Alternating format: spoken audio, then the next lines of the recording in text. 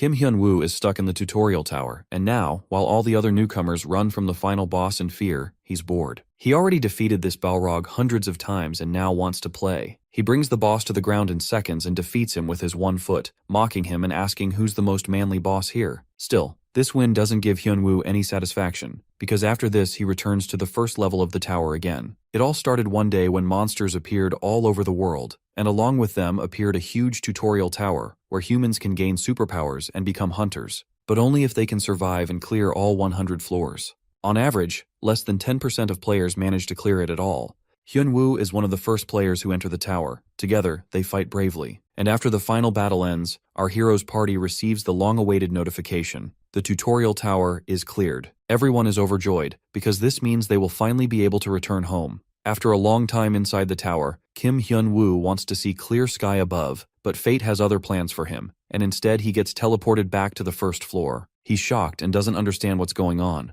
Why is he stuck here when everyone else is free? That's when he receives a notification that he has been cursed by the tower and cannot leave it. After a period of denial and anger, Hyun-woo starts clearing the tower again and again. He starts to explore possible ways that could set him free. He clears the tower solo from beginning to end. Then he clears it 10 times in a row. He even strengthens his body to the limit. But even after completing all of that, nothing works. He is still trapped. Hyun-woo continues clearing the tower repeatedly, hoping to find a way to break the curse. Time passes, and he spends years inside this place, clearing it thousands of times. While new players take months to finish the tower, our boy can complete it in a day, or even a few hours. Eventually, he becomes so bored that he tries acting like an NPC guiding newcomers, or like a coach, or even playing wicked games with the final boss. But that becomes boring too. So Hyun-woo keeps clearing the tower solo, mastering all his skills to their absolute limits. It gets to the point where, with a single kick on floor 1, he can literally blast through 10 floors. After 12 long years in the tower, he finally gets a system notification. He has broken the loop and now can escape from the tower. Laughing like a maniac, he launches forward to clear the tower one last time. He shoots upward like a missile, crushing floors in his path. He's the real boss of the tower now. Even the monsters fear him. On the final floor, Hyun-woo destroys the boss and the entire rooftop of the tower, then steps into the portal that finally sends him outside. He can't contain his joy and screams like crazy. He's finally free. Meanwhile, the authorities observing the tower are shocked when they discover that a player from the very first group summoned into the tower in 2006 has finally escaped after 12 years. A few weeks later, our boy is invited to the evaluation test for new hunters who have just cleared the tower. Among the guild leaders sponsoring the trial are his old teammates, the ones who cleared the tower with him for the very first time. All of them are eager to see what kind of monster Hyun-woo has become after 12 years inside the tower. At the waiting room of the great evaluation test taker, everyone is all ready with their basic equipment. Meanwhile, our boy is busy eating snacks. Once his stomach is filled, he wonders what this equipment is. This is when he realizes that he didn't get any of them because he fell asleep earlier, while the other guys got them in the morning. Right then, the announcement takes place for soon-to-be hunters to get out of the waiting room and go to the location where the test will take place. Now at the Seoul Tutorial Center Grade Evaluation Maze, David, an A-grade hunter, welcomes all the junior hunters, informing them all that the evaluation test has begun and he will be their supervisor. The supervisor reminds them all that the world is watching them right now. With a grin, he assures all the hunters to not worry, since compared to the tutorial tower, this exam is simple. While David states that he is looking forward to seeing all the hunters' potential as they risked their lives in the tutorial tower, Hyun-woo is literally yawning, not listening to a single word. Right then, the supervisor announces that the first exam is beginning. At that very moment, he taps something on his phone. Instantly, the ground begins to tremble. Alternatively, David explains that there are different kinds of difficult situations that they have to go through as a hunter, but one of them is the maze. The moment these words leave his mouth, dangerous and huge metal rods fall from above, slamming into the ground and forming an actual maze. David instructs all the hunters that this maze has many traps. Though it is a move-in notification, it will be good if they utilize their abilities fully. Just then, a 30-second countdown begins, signaling that the exam will start as soon as the timer reaches 0. The hunters have to use their abilities and escape to the exit of the maze. The moment the countdown ends, all the hunters rush towards the entrance. The supervisor observing this smiles, as all the hunters this time are very well-mannered, and by looking at their appearance, the thought of his own first-grade exam comes up. He reflects on the most important thing, which is for the hunters to keep the original resolution. At that moment, the hero is still standing at the starting point, left behind while everyone else rushes ahead. He calls out to the supervisor, whom he nonchalantly calls Uncle, and confirms if he really has to reach the exit somehow. Upon hearing it, David frowns, judges our boy for his pathetic appearance, and wonders where his provided equipment is. When he notices Hyun-woo yawning, he is startled, because is this how newcomers act? At this point, David starts to doubt whether this guy is even taking the exam seriously. Curious, the supervisor asks the protagonist if he finds these hunter exams trivial. Smirking and emphasizing the word uncle, Hyun-woo suggests the supervisor act like this in front of the noisy guy who uses all their willpower to run. These words make David livid, but the hero grins and makes a bet with him. He'll clear the whole thing within 20 seconds, and if he does, he will get 100,000 won. David is taken aback by these words, but he is egoistic, so he agrees with it, confessing that his 1 day's pay and the overtime allowance as a supervisor is 1 million won. Rushing towards the entrance, the hero warns David to not change his mind later. Now, in front of the entrance wall, Hyun-woo places his hand, being shocked that the supervisor is getting such great pay. While thinking this, he gathers all his energy in his arm. Everyone, including David and the top guild leaders of South Korea, who are watching the exam from the observation screen, wonders what our boy is doing near the wall. Before they could understand it, the protagonist punches the wall. The intensity is so much that it literally creates a hole in the whole maze, and smoke covers the entire place. Within a few seconds, as the smoke settled, our guy was standing at the exit on the opposite side. It was obviously a forcibly made exit, but he literally confirmed with the supervisor that they have to reach the exit anyhow. Everyone goes crazy witnessing this. They are more surprised by his grade measurement. The top guild leaders of South Korea are amazed but also kind of pissed by our boy's stubbornness. In contrast, Hyun-woo is on cloud 9 as he has won 1 million, but his face twists with panic when he looks behind him and sees the destruction he has caused. He wonders if the authority will be asking for its compensation. 24 hours before the Hunter Rank Assessment competition, at the Live Hunter's office, Jun-sung has confirmed the list of contestants participating in the test. Though her colleague wonders aloud if they can expect anything from the test this time, Sung understands immediately he meant the gossip about the advanced hunter. However, finding information about him is pretty hard. Other than our boy, a guy who is a backup hunter and was trained in the traditional martial arts world is coming too. Since it was not confirmed if the advanced hunter will come, they have this traditional martial artist, Kang Hyun, as the backup. Kang Hyun is a guy who has many abilities and skills, so luck is always on his side. With his weapon, he easily knocks out deadly creatures. Right from the start, Kang Hyun has gotten too much attention and respect, as he has always been successful. But this is what he thought, until he encountered Hyun-woo. This guy met the hero when he was clearing the tutorial tower one last time to escape this shithole. Though Kang was able to get back safely, he understood how pathetic he was. Since our boy was being so wild that he pushed everyone who came in his way, including Kang Hyun, as he was so desperate to get out.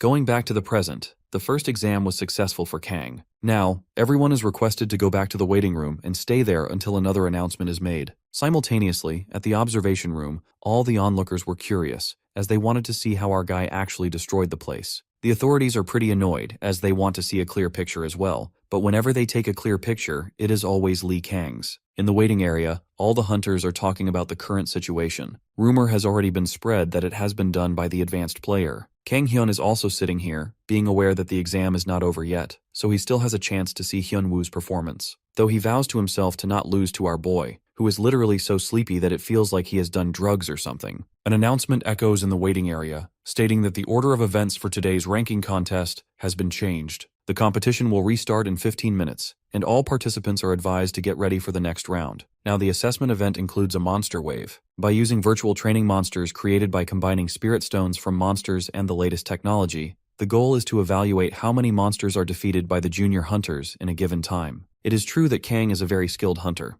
as he is very focused on knocking out the monsters. With infusing bolting light in his weapon, he strikes at the creatures, defeating them effortlessly. All the observers are shocked to see this, because this guy just escaped the tower, but already has magical abilities. They all realize that a genius is surrounding them, and it is all unreal. Not stopping for a single moment, this martial artist continuously uses a series of electricity streams and defeats all the monsters who come his way. As the time gets up, it is announced that Kang has killed 78 monsters. This is by far the highest score achieved by an examinee to date. That being said, Kang proudly smiles, while everyone else is impressed by his combat and magic skills, believing that he is worthy of his reputation as a top candidate. People believe that even earlier he would have finished first if the advanced player didn't pull that move. Now it is our boy's turn to face the monster wave. Yawning, Hyun-woo states how tired he is of all of this, but obviously he has no other choice. The top guild leader, Seokwan Han, suggests the other two guild leaders come and watch this, as he wants to see how Hyun-woo's fighting style has evolved. Upon entering the exam venue,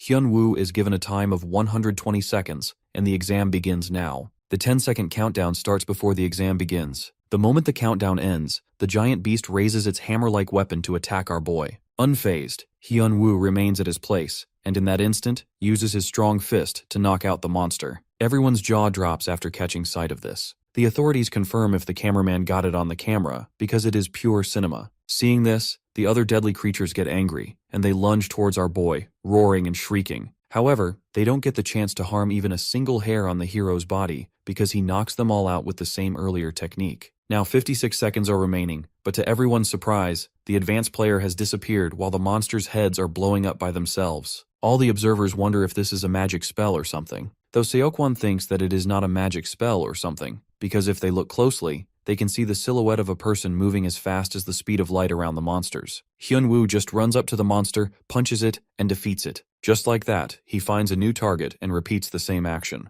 Our boy is not using any high-level skill but is moving so quickly that it looks like the monsters are blowing up by themselves. Seo Lee is awestruck, wondering aloud if such movements are even possible without enhancement, while Soo-hyun Kim is puzzled about what the protagonist has been up to in the tower. Whenever Si-haeun heard any rumors, he always ignored them, but seeing him in person makes them all realize that Hyun-woo has become a real beast. After 120 seconds, the announcer stutters, but once he announces that Hyun-woo has killed 248 monsters, this news goes viral. It is literally trending everywhere. Some people are questioning whether the video is even real, while others are amazed by it. A few can't hide their jealousy. In short, social media turns into complete chaos. Seeing all the tweets and posts, Kang literally breaks his phone in half. Enraged, he punches the wall with such force that cracks instantly spread across it. Kang states that he worked so hard and even pushed himself to hunt even when others were being lazy. Additionally, he stole people's kills, knowing they would hate him. He literally used all the cheap tricks and struggled so much. Thus, he can't digest the fact that Hyun-woo is going viral worldwide. Pressing forward, Alice, who works as the chief of the Korean Hunter Association Information Division,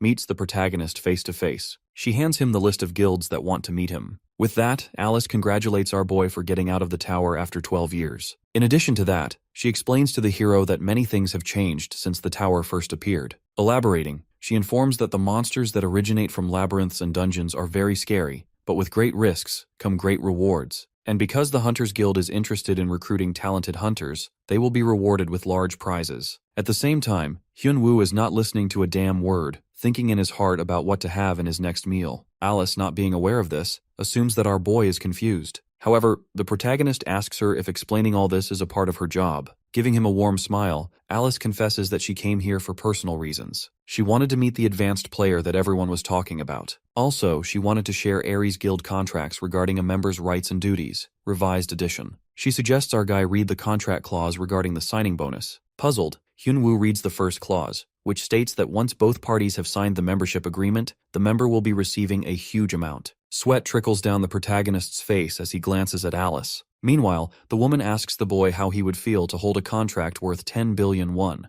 Hyun-woo looks at Alice with uncertainty, questioning when their currency's value dropped so drastically and if the country had gone through hyperinflation like Zimbabwe. Just then, Alice explains that things were pretty messed up because of monsters, but there were no financial issues, though the prices of land increased. She informs him that the price of the place where he lived has also changed. Right then, she hands him the details. Hyun-woo's eyes widened with surprise because his house's value got raised from 3 million won to 1.3 billion won. The look of nausea on his face makes Alice realize that this guy is worrying about his finances. Thus, she assures him that he shouldn't worry about all of that, as the 10 billion won is just a signing bonus. The information officer mentions that Ares Guild is agreeing to pay him 2 times the current signing bonus, only if he renews with them at the end of this contract. Finding it unbelievable, the hero's face turns pale. Meanwhile, Alice continues explaining that he will be sharing the spoils he acquires in the labyrinth with the guild. However, he will understand that the distribution ratio is in his favor. Grinning, Hyun-woo confirms with Alice if guild contracts are also a part of her role as an information officer. Alice admits that she has some personal relations, and the recruiter from the Ares Guild insisted she share this with Hyun-woo. However, deep down, the protagonist recalls that it is illegal to make contract offers to people still housed by the association.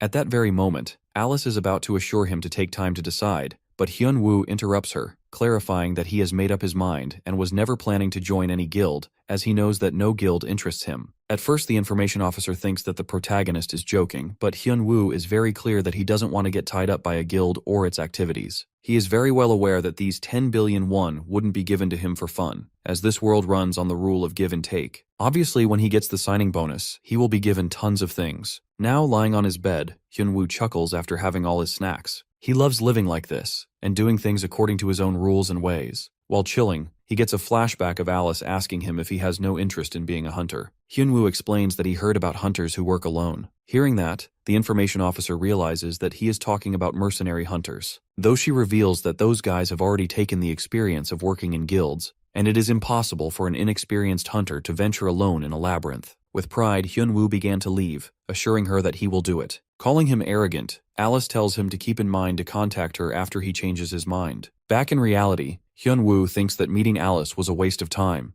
He could have used that time to get some much-needed sleep instead. All those thoughts annoy him so much that he cannot sleep now. Hence, Hyunwoo goes through the list of guilds that want to meet him. The protagonist finds it a waste of time, but then he gets shocked when he sees the names of the top 3 guild leaders of South Korea in that list. 5 days later, on the final day of the protection period for new hunters, our boy meets Seokwon, Seoyeon, and Shihyun at a Japanese restaurant in the Mokdong neighborhood. It has been so long that the hero is way too surprised to see them all grown up. While Seokwon feels like a grown-up man to him, the high school nerd Shihyun has turned into a good-looking guy. On the other hand, Seoyeon has completely changed too. Looking at Shihyun, our boy recalls that he is the same guy who cowered behind his back all the way to the 50th floor, while Seoyeon peed her pants when she saw Banshee. However, the girl activated her beast mode, warning our guy to not utter any more words. Enjoying sushi, Hyunwoo admits that it is nice meeting them. Also, he loves the taste of this food. That being said, Shihyun reminds him of the time when they defeated the merman on the 17th floor, and Hyunwoo went on and on about how much he missed eating sushi. By now, the protagonist recalls all of it. This was the time when our boy went all berserk. The 3 of them explain that whenever the urban legends about him leaked outside, they all were happy that he was alive. Unaware about all of it, Hyunwoo asks for the details. Thus, they explain that our guy has become a celebrity, and whatever he has done in the tower was all mentioned on TV. Upon receiving this information, sweat trickles down Hyunwoo's face with embarrassment, since he realizes that his role-playing was revealed in front of everyone.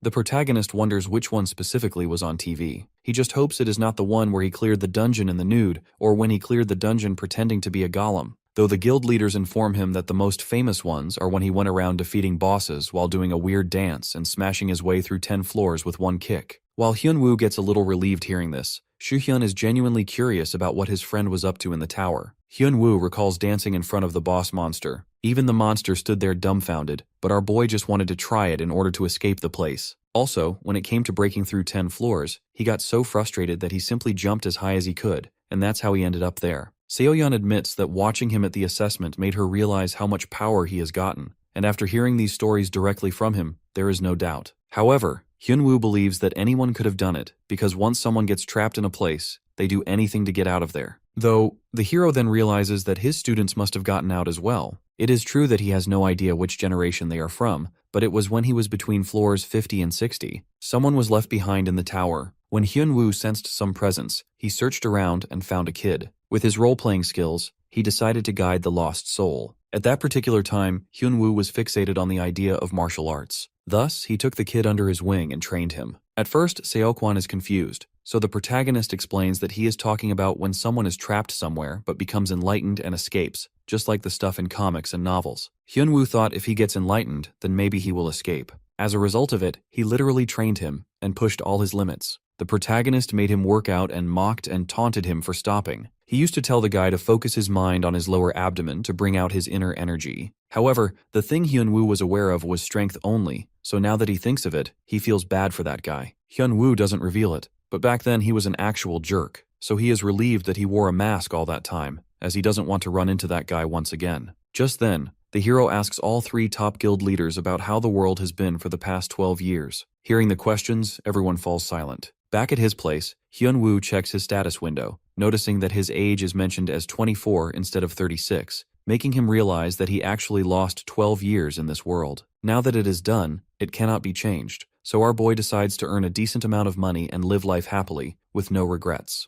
Although his gaze darts at the floating message of the endless loop being removed. Curious, Hyunwoo presses that option. Right then, he gets a notification to defeat at least 3 dungeon bosses to satisfy the minimum requirements to move on to the next level. The dungeon conquest objective includes Adorab's Laboratory, Woodland Village, and Swamp View. Before Hyunwoo could understand what the hell was going on, he heard a knock on his door. Upon opening the door, the security guard greets our boy, informing him that there are some recruiters from the Ares Guild who have come to meet him. Not being interested, the hero refuses the guard, but looking worried, the guard requests him to come with him, as the recruiter instructed the poor man to bring Hyun-woo. It is pretty obvious that these guys won't stop until Hyun-woo makes it clear to them, so he heads for the lounge on the first floor, as that is where they are waiting. Byung-ho Kang, the Ares Guild Human Resources Manager, greets our boy. But instead of beating around the bush, the protagonist reminds him that he is way too clear about having no intention to join any guild. However, the resources manager of Ares Guild challenges Hyun-woo if he really believes he will be a successful hunter without this guild. Byung-ho tries to tempt him by reminding him of all the things he will get once he joins the guild. Not being afraid, the hero suggests the manager not threaten him. The bodyguard standing behind Byung-ho grows angry at such arrogant behavior, but Byung-ho quickly stops him before he can react, suggesting Hyun-woo not do anything reckless, as he has no idea who the Ares Guild is. Smirking, our boy acknowledges that they are a bunch of jerks that gobbled up half of Korea. Right then, Hyun-woo gets a flashback of the meeting with the top 3 guild leaders of South Korea. They already informed our guy that the Ares Guild has a monopoly on over 66% of their country's dungeon. Among them are A-rank dungeons ideal for farming and beginner-friendly D-rank ones. They've heard the place is backed by foreign capital with plenty of money to spend. Additionally, for a beginner to get experience and for a professional to earn, they have to either purchase the expensive admission ticket or be an Ares member. Basically, this guild is forcing people, as they know that the people here don't have much of a choice. His thoughts are interrupted when the bodyguard slams his hand on the table. The intensity of the force is so much that bright energy envelops the room.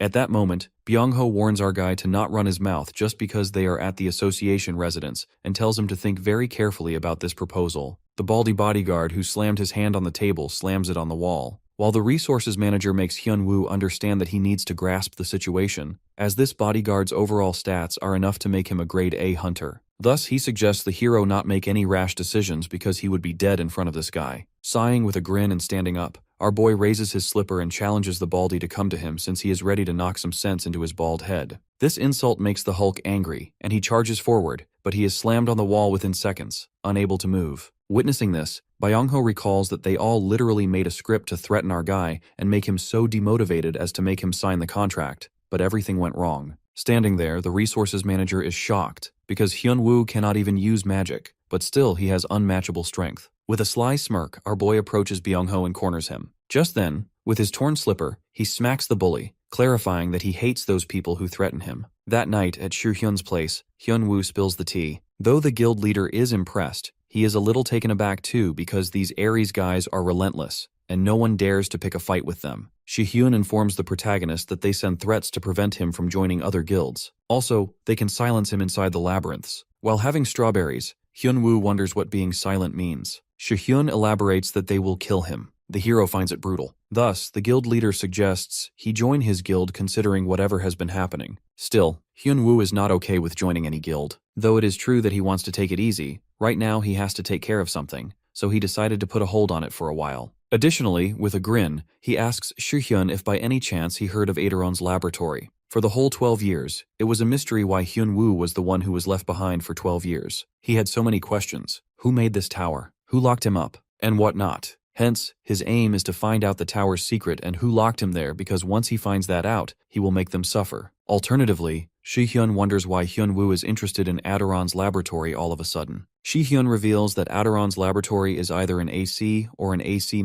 rank dungeon based in Uijeongbu. In addition to that, he also heard that it is a good place for new hunters to grow powerful. Out of curiosity, Soo-hyun demands to know the reason behind this interrogation. But our boy doesn't reveal the entire truth, confessing that he has some business there. Though, Soo-hyun gives him a heads up that he probably won't be allowed there, as the Res Guild is abusing their exclusive rights to the dungeons, and Aderon is one of those dungeons. Receiving this piece of information, Hyun-woo gets way too frustrated by these thugs, because why are there no laws to prevent monopolies? The guild leader reminds the hero that the government has no time for all, since hunters hold no real voting power. Only a small number of people ever clear the tutorial tower to become one. The dungeons are so dangerous that even the police can't investigate properly, often labeling the deaths that occur there as accidents. Hyun-woo finds it all crap, but on a surface level, Ares is the leader of a rising industry that contributes a healthy amount of taxes, and any situation involving hunters is too delicate for outside powers to interfere. At this point, the protagonist decides to sneak in, and if there is proper guarding going on, then he will face them head-on. Shi-hyun warns him that if he does something stupid, Ares will become his enemy, but it is too late to think about all of that, as our boy already showed his colors to the resources manager of that bullshit guild. On the flip side, Seonu Hook, an S-rank hunter and manager of the Korean branch of the Ares Guild, is discussing the expansion of the guild. In China it will take at least 5 months, in Russia it will take 8 months, and as for Japan, 7 months. Seonu doesn't care if it is time-taking,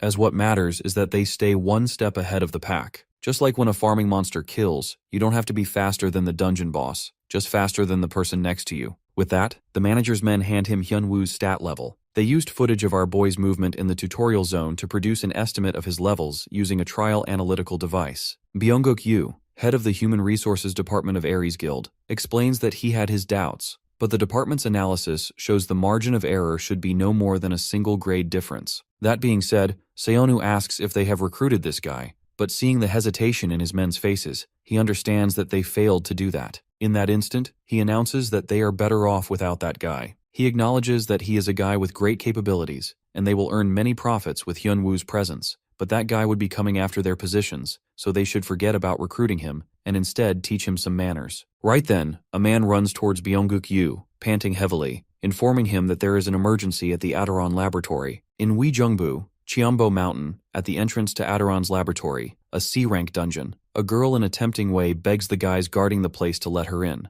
but these thugs suggest she go to the labyrinth, as those have low-level monsters. At first the thugs claim that they are guys of rules, but then they start creeping up. At that exact moment, our guy approached them. The thugs warned him to leave, informing him that this place is not for passing time, as this place has real and scary monsters. Getting near these thugs, our boy tells them that this is exactly why he's here. He has some business to take care of inside this dungeon. The Ares Guild thug calls our hero crazy for calling him an idiot. Hyunwoo silently picks up his slippers to teach the players a lesson for being so rude. Smiling, he walks closer to one of them. The man bursts into anger and tries to tell him that he belongs to the Ares Guild. However, our protagonist doesn't care about any guild. He takes his slipper, and with just a simple strike, the man flies into the wall. Seeing his fellow knocked out cold, the other fighter starts panicking. Our protagonist asks the other one for his shoes. The man gets confused, and Hyun threatens to open his eyes too. The man, trembling in fear, complies. As soon as our protagonist wears the new shoes, he's amazed by how light the metal shoes are. The Ares Guild player cries about having lost his expensive shoes made with magic. However, our generous hero, after seeing the man's bare feet, gives him his slippers and walks out. Our hero walks through the gate, and the Ares thugs are left crying. Meanwhile, Seo-yeon screams at Soo-hyun for letting our protagonist just go. But Shi-hyun explains that he had no choice because Hyunwoo just walked out freely. She starts panicking, worrying about the ruthless Ares Guild. Shi-hyun explains he told our hero about that, but he just went out, and no one can actually stop him. Seo-yeon is left speechless and asks Soo-hyun if our hero has really made enemies with the Ares Guild. From what our hero told him, Soo-hyun is sure about the rivalry now. Soo-hyun doesn't think that Hyunwoo is the kind of person who'd end up in trouble by just staying still. However, once he becomes someone's enemy, as long as the enmity is there, Hyunwoo's twisted side will come out. Soo-hyun doesn't understand how things got complicated, but he assures Seo-yeon that she doesn't need to worry about our hero because when they were talking about the Ares Guild, Hyunwoo's ranking came up. However, Seo-yeon is left speechless when Soo-hyun tells her about our hero's ranking. Meanwhile, our hero continues his journey through the dungeon, and suddenly, a monster starts searching for his research materials. The C-rank dungeon boss Aderon continues looking for more research samples. Some fighters observe him from the distance, talking about the rumor that people don't earn much by fighting Aderon, which is why the Ares Guild didn't bother fighting him. The fighters start thinking if they should really fight the boss. Since they got in by bribing, one of them suggests fighting him. However, the girl wonders if their abilities can even match the lab boss, because usually, people fight as a guild. The other guy adds that he noticed that Aderon had high defense power and low attack power, so he suggests taking time to defeat the boss. With a workable strategy, the group decides to go. They unify to go against the boss but also make it clear to escape once there is danger. Right then, they see our hero walk in to face Aderon. Hyunwoo stands before the lab boss fearlessly. Aderon starts laughing, thinking about where to start on his research subject, and decides to ask our hero instead. 12 years ago when our hero was young, his cousin told him to not make trouble and advised him to listen to his teacher. He left little Hyunwoo at an orphanage after his parents' death in an accident and stole his inheritance. Maybe it's because of his disappointment in people that Hyunwoo is okay until someone tries to manipulate him. Once someone becomes his enemy, he'd bring out his worst side and hold a grudge for a long time. Aderon starts playing with his needle, laughing about where to start from. He asks our hero where to start from, but Hyunwoo orders him to stop. The lab boss is shocked to see a mere human order him. But then, our hero punches the monster, leaving the group behind shocked. The monster falls, and our hero walks out like a boss. With the Aderon's lab mission completed, our hero heads out for the forest village next.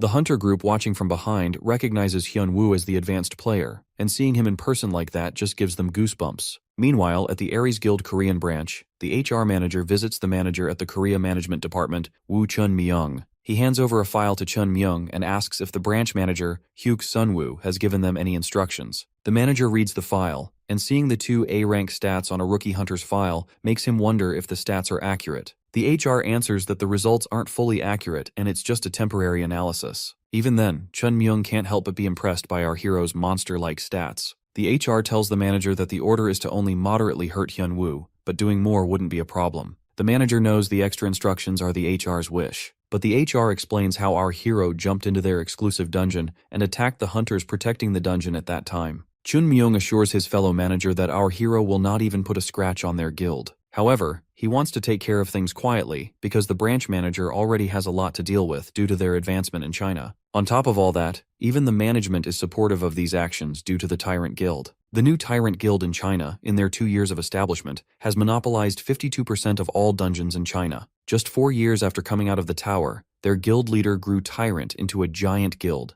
and every single one of the leaders is known to be monstrously strong. The most surprising part is that the identity of the Tyrant Guild's leader, who is officially listed as 5th among the S-rank world rankings, remains a mystery to the public. Chun-myung assures the HR manager to not worry about Hyun-woo. He adds that because of having to deal with the Tyrant Guild, they don't have the manpower to waste, so they will send experts to cause him some moderate damage. Meanwhile, Hyun-woo checks out the phone's camera and is impressed by the technological developments of the world. He then takes a picture of his friend and starts playing with the phone. Shi-hyun is annoyed seeing our hero play with the phone that he got him for contact. But then, he tells our hero that the forest village is managed by the Soul Guild. Our hero continues to play on his phone without paying any attention to his friend until he mentions that there's no monster at the forest village. Shi-hyun explains that they defeated the monster there a while ago. He explains that things here are different from the tutorial tower. At the tower, the boss or normal monsters would respawn on a daily basis. However, in the dungeons, the normal monsters appear endlessly no matter how many times they are killed.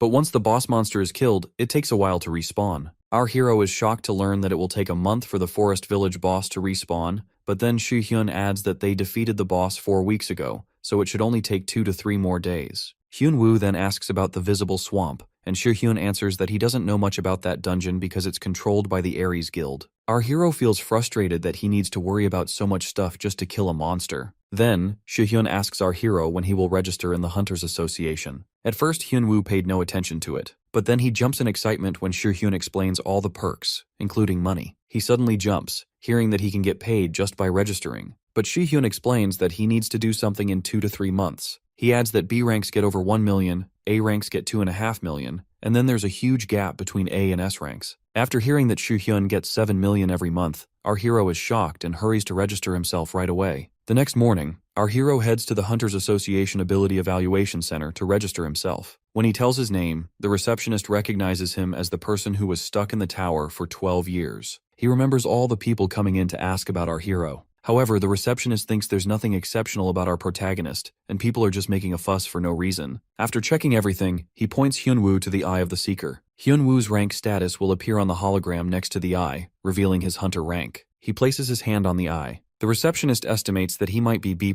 at best. However, his jaw drops when the rank is revealed. Seeing his pale face, our hero turns towards the hologram and gets shocked himself. Suddenly, the receptionist's screams echo through the whole building. Soon enough, our hero becomes the hot topic of the news, talking about his unbelievable assessment results. They gossip about all his A's and the fact that no one in the world has that score. Reading the news on his phone, Hyun-woo is surprised to see the news of his evaluation spread out in just a few hours. Shi-hyun explains that advanced players are a hot topic, and ever since he turned everything upside down at the Aries Guild dungeon, everyone has been keeping an eye on them. Shi-hyun knows our hero doesn't care about any of that, but he knows that the Aries Guild has already gathered information and won't leave him alone after messing with their territory. He advises our hero to be careful, worried that his enemies won't stop chasing him, but he fails to listen. Suddenly, Hyun-woo bursts into laughter seeing a loading screen picture on his phone. He laughs about the ridiculous pose and the aura effect on the hunter's photo. But then, Shi-hyun answers calmly that the hunter in the photo is him. Suddenly, an awkward silence fills the room. Then, our hero asks his friend why he's always hanging out with him when their other friends are always busy. Shi-hyun answers that he's also busy, but he deliberately takes out time from his routine to hang out with our hero. Meanwhile, at the Aries Guild's management branch basement, the HR's face turns pale seeing our hero's assessment results. Chung Myung now understands why the branch manager wants them to deal with our hero, but seeing the HR's pale face, he assures him that Hyun-woo will be dealt with by the Shinchun gang. The HR's face lifts up after hearing that the hunter, soon reaching S rank in China, will be taking care of his opponent,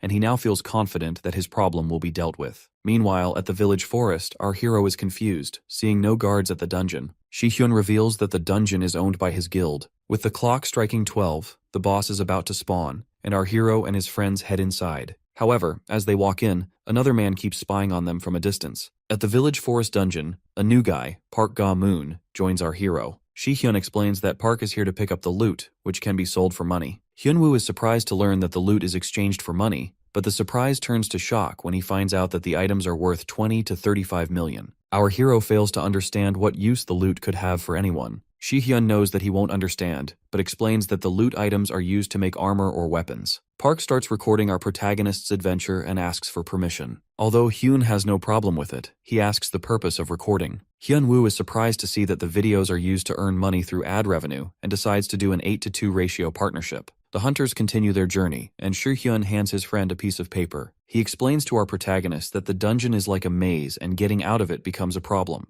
Hyun-woo takes a look at the map marked with different spots and throws it away, leaving his friend confused. Our hero approaches the giant tree and tells Park to take a picture of him. He gets close to the tree and swings a powerful punch at it, leaving Park and Shi-hyun shocked in disbelief. The ground is instantly cleared of the obstacles, revealing the dungeon boss, the twin-headed ogre. Park, still recording, freezes in shock, unable to believe that our hero just created the path in one shot. He follows Hyun-woo in excitement after seeing his power. Hyun-woo runs towards the giant ogre and takes a leap, landing on the monster's shoulder. He punches the ogre in the face, knocking him down in one swing. Our protagonist stands on top of the fallen dungeon boss, and Park continues recording, crying in joy that his video is going to be viral. However, Shin Chun-gang continues spying on our hero. Meanwhile, at the Aries Guild management office, Shin Chun-gang visits Chung Myung to inform him about his assignment. He tells the manager about our hero's overwhelming physical power without even using any skills or magic power. Shin Chun-gang admits that he was impressed by our hero's power, but at just a glance, he figured out a way to deal with him.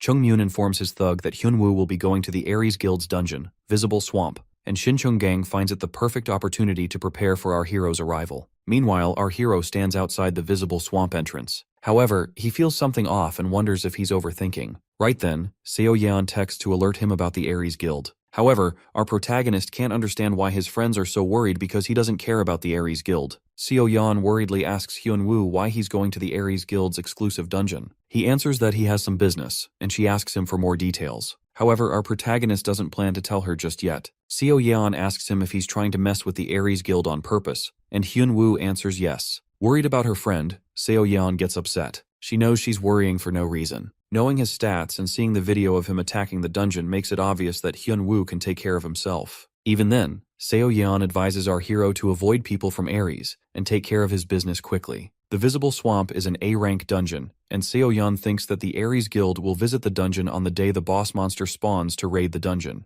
Our hero appreciates the advice and assures his friend to not worry about him. However, now as he stands outside the Visible Swamp dungeon, he once again faces the Aries people. The Aries hunter faces off against Hyun-woo and threatens him against making Aries his enemy. Our protagonist remembers Seo Yeon telling him to avoid these people, but with them constantly bugging him, it's impossible to do that. He calls out the thugs for all being the same, how they always look down on him and get beat up every time. Then when they realize the problem they are in, they just say the guild's name and start struggling. The hunter gets angry and runs to attack our hero with his sword, but just strikes the man down effortlessly and walks through the entrance. Hyun-woo steps through the gate and the monster awakens. He continues walking through the dungeon, and the monster moves towards him. At last, our protagonist faces off against the dungeon boss, the mega alligator. Our hero remembers Seo Yeon's lecture about the alligator's tough leather, his magic resistance, and how expensive the leather and the teeth are, and starts smiling. Hyun-woo instantly attacks the mega alligator and knocks him out. He proceeds to rip the monster apart, but the alligator runs away. However, our hero refuses to let the alligator escape and grabs him by the tail. He decides to teach the boss monster about a little swing and starts swinging it around and throws him into the wall. The mega alligator grows angry and faces our hero once again. Shin Chun-gang observes the fight. The alligator takes a leap, and just as our hero prepares for the final showdown, chains suddenly wrap around his legs. With Hyunwoo tied in chains, the alligator opens its big jaws, and Shin Chun-gang waits for his death. However, just as the alligator closes in on him, Hyunwoo ducks down and the alligator jumps into the swamp.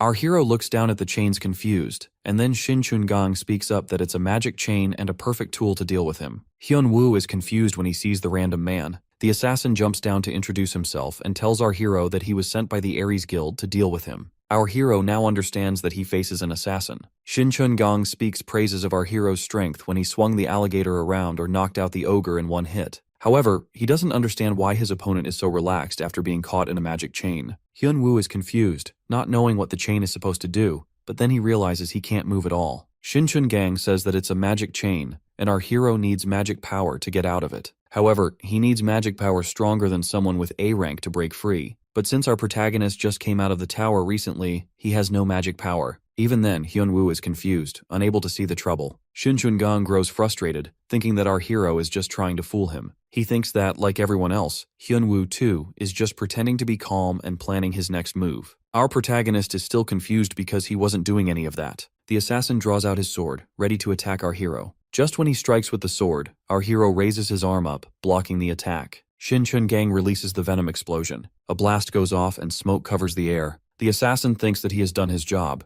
but he's shocked when the smoke clears and Hyunwoo sits unscathed. Our hero doesn't know what his opponent did. The assassin freezes, not understanding why his attack didn't work. Right then, our hero starts moving, and the assassin's face is met with a punch. Shin Chun-gang is thrown into a tree. Hyunwoo walks up to him and says that he should have wrapped his whole body tightly in chains to stop him from moving. The assassin can't understand how his opponent is doing this. Our hero knows that Shin Chun-gang must be confused and tells him that the chains got loose and stopped functioning properly. He kicks the tree and lifts it up while the assassin is stuck to it. Our hero tells his opponent that he should be prepared to die if he planned to kill him. The mega alligator peacefully floats through the swamp, and suddenly, Shin Chun-gang falls on him. Hyunwoo throws the tree into the swamp, killing the alligator too. He stands by the swamp quietly, and suddenly the system screen pops up, notifying our hero that he has proved himself and the lowest tier information will be available to him now. Meanwhile, at the Ares Guild Management Department, Chung Myung is informed that his assassin has died. The assistant informs him that the tree that Shin Chun-gang was stuck in has sunk in the swamp,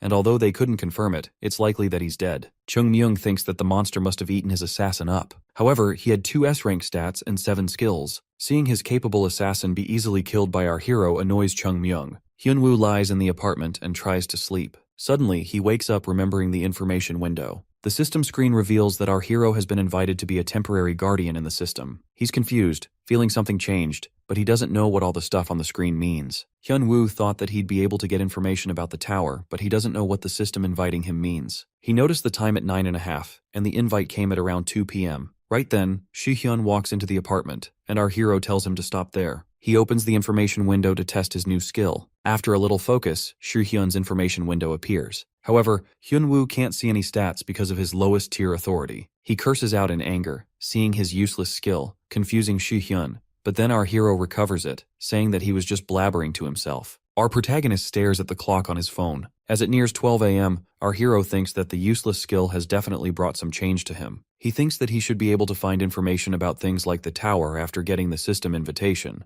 Right then, the clock turns to 12 and the room gets dark. Hyunwoo suddenly finds himself teleported to a different space, and as he looks to his front, he sees a girl sitting at the desk before him. The girl calls our hero Guardian and reveals that she's his assistant, Eve. Eve introduces herself and tells the Guardian that she'll be seeing him as long as he's alive. Hyunwoo's mood lights up, realizing he finally has someone to talk to, and he can finally know why he has been stuck in the tower for 12 years. The two stare at each other silently, and then our hero speaks up, asking his assistant if she's going to explain everything. Eve is confused about what she needs to explain. Our hero gets angry and screams, asking if she invited him here to give him explanations. However, Eve calmly tells him that she can only answer him. Realizing that his assistant can only answer his question, our hero is struck with shock. He then proceeds to ask questions, and starts by asking who locked him in the tutorial tower. Eve answers that she can't tell him that because he has the lowest tier of authority for information. She tells him that she can only answer him if he has a higher tier of information authority. Our hero's anger piles up, realizing that it's the same stuff his information window kept talking about. Annoyed, Hyunwoo asks his assistant if she'll be able to tell him who locked him in the tower once he has higher tier information. However, Eve answers him that she can't tell him that because of his lowest tier authority. He then asks to know what the tutorial tower is, but Eve again answers that she can't tell him that. He then asks why the tutorial tower was made but gets the same answer. Our protagonist asks why the monsters appear, and still gets the same answer. Tired of not getting any answers, his anger starts piling up, and he bumps Eve in the head. He starts screaming at her for inviting him here for no reason, and starts laughing, thinking she just wanted to pull a prank on him. Eve speaks up that she's not telling him anything because he has the lowest tier of information authority, and Hyunwoo's anger grows even more. But then, Eve tells him that she can tell him something. She adds he's a guardian, and guardian refers to a defender. This answer still isn't enough for our protagonist, and he asks if she can give him something more important. The assistant answers that she can tell him about the things that a guardian has to do from now on. Hyunwoo gets frustrated that she's not telling him about the things he's curious about. But then Eve tells him that he's a temporary guardian, and if he officially becomes a guardian, he'll be able to find out all the details even if he doesn't want to. Our protagonist gets curious about what he needs to do to officially become a guardian. Eve answers that in his area, a crevasse will open in 5 days. In the deepest ends of that place, he will find a key that can raise the tier of his information authority. By obtaining that key, our hero will become a real guardian. After passing the message, Eve upgrades Hyunwoo's skills and sends him back to his world. He stands in his apartment, staring at a system window telling him to acquire the key. So, our protagonist decides to go all the way and become an official guardian to get the information he wanted. Meanwhile, our hero's friends are shocked to hear about the crevasse. They awkwardly stare at each other and ask him why he's asking about it all of a sudden. Hyunwoo is confused seeing everyone's reaction, and then Soo-hyun reveals that a crevasse is a huge disaster. Meanwhile, at the Aries Guild headquarters, Hyuk-sun-woo spirals out in anger, realizing that his best hunter in the management was defeated by Hyunwoo. Chun-myung silently stands feeling ashamed. Sun-woo assures him he doesn't blame him, and orders Yu to get everyone and crush our hero down if there's a way to do it. He offers Yu some money and orders him to get some mercenaries stronger than the one he sent before. Hyuk-sun-woo makes it very clear to his HR manager what he wants. Yu understands the orders, and Sun-woo decides to focus on the Tyrant Guild next. The Tyrant Guild in China continues to beat up the Aries members in a separate building. Realizing that things are not working according to his plan, Sun-woo's anger continues to pile up. Meanwhile, our protagonist's eyes light up in excitement seeing the $2 billion ring. Won-hyung explains that stuff like this appears in a labyrinth very commonly. Hyunwoo is confused about the difference between a labyrinth and a dungeon. His friends explain that artifacts are found in a labyrinth, and the ring is also an artifact. Special resources or loot like spirit stones are found in dungeons after monsters die. But in a labyrinth's treasure trove, artifacts with good functions are found. Won-hyung tells his friend that the ring is enchanted. Our hero is amazed by the game-like function as he realizes that these objects are better than normal equipment. He observes the ring, and a system screen pops up telling him info about the ring. The system tells our hero that he can read the item description with his special skill. He decides to give it a try, and the information board pops up. However, the whole description is redacted because he has the lowest tier authority. Our hero is annoyed by the trashy and useless skill, but he decides to visit the labyrinth after his main mission. He returns the ring back to Won-hyung after confirming its price and focuses on the menu. Our protagonist reads the menu and decides to order all of it. His friends are shocked, thinking he won't be able to eat it all, but Won-hyung tells him to order everything he wants. Right then, Hyunwoo asks his friend what a crevasse is, shocking everyone again. While having their food, our protagonist learns that crevasse means the ground would suddenly crack and countless monsters would come up. Seo Yeon explains that countries like China and Germany experienced crevasse and called it the Hellgate. Thinking about how casually Eve mentioned it,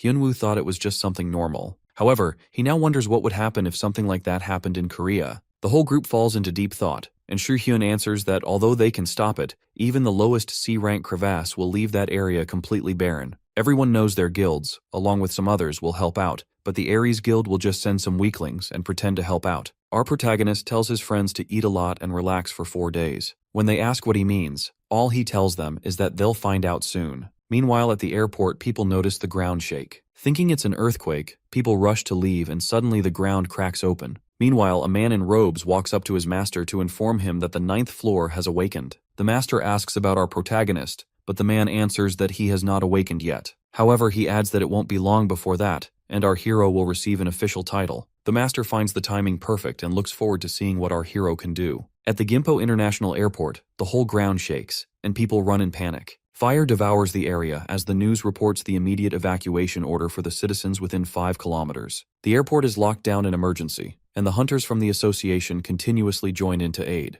Countless monsters continue to climb through the crevasse, and the situation worsens. With the airport on lockdown, the hunters face off against the monster. The rookies tremble seeing the giant ferocious monsters surround them. Their leaders tell them to be courageous, otherwise they'll die. He jumps in with his bind skill and protects his fellow from being attacked and slays the monster with his sword. The rookie starts thanking, but the leader tells him to focus on fighting for now. The hunters face the monsters, but seeing so many of them, they start cursing. The leader continues to cut through the monsters, but he knows that more will just keep surrounding him. The monsters continue to come through the airport, and the hunters need to do something. Suddenly, something grabs the hunters' attention, and as they turn around, they see a giant skeleton. The hunters start trembling in fear, seeing the A+ rank monster. They give up fighting, knowing their death is inevitable. The skeleton raises his giant stick. The fighter faces off with his shield. The skeleton strikes the shield, but the hunter fails to block and is thrown flying into a car. The giant skeleton walks up to the injured hunter. The leader screams at his soldier to wake up, but he doesn't respond. Suddenly, the skeleton's head is smashed into bits as our hero jumps through the monster and lands into the crowd. All the hunters are left shocked. They notice his clothes and realize that it's none other than the famous advanced player, Kim Hyun-woo. The hero received a notification saying that he needs to acquire a key located deep in the crevasse at Gimpo Airport in order to prove himself, and the time remaining is 22 minutes, 32 seconds. Now he has to explore the airport deeply. Meanwhile, the people standing beside are in shock, witnessing how the hero manages to take down the skeleton in one go. Soon enough, he alerts those people about the monster behind them. Since the number of monsters is huge, he decides to step in quickly and help out a little, even though the reinforcements are coming.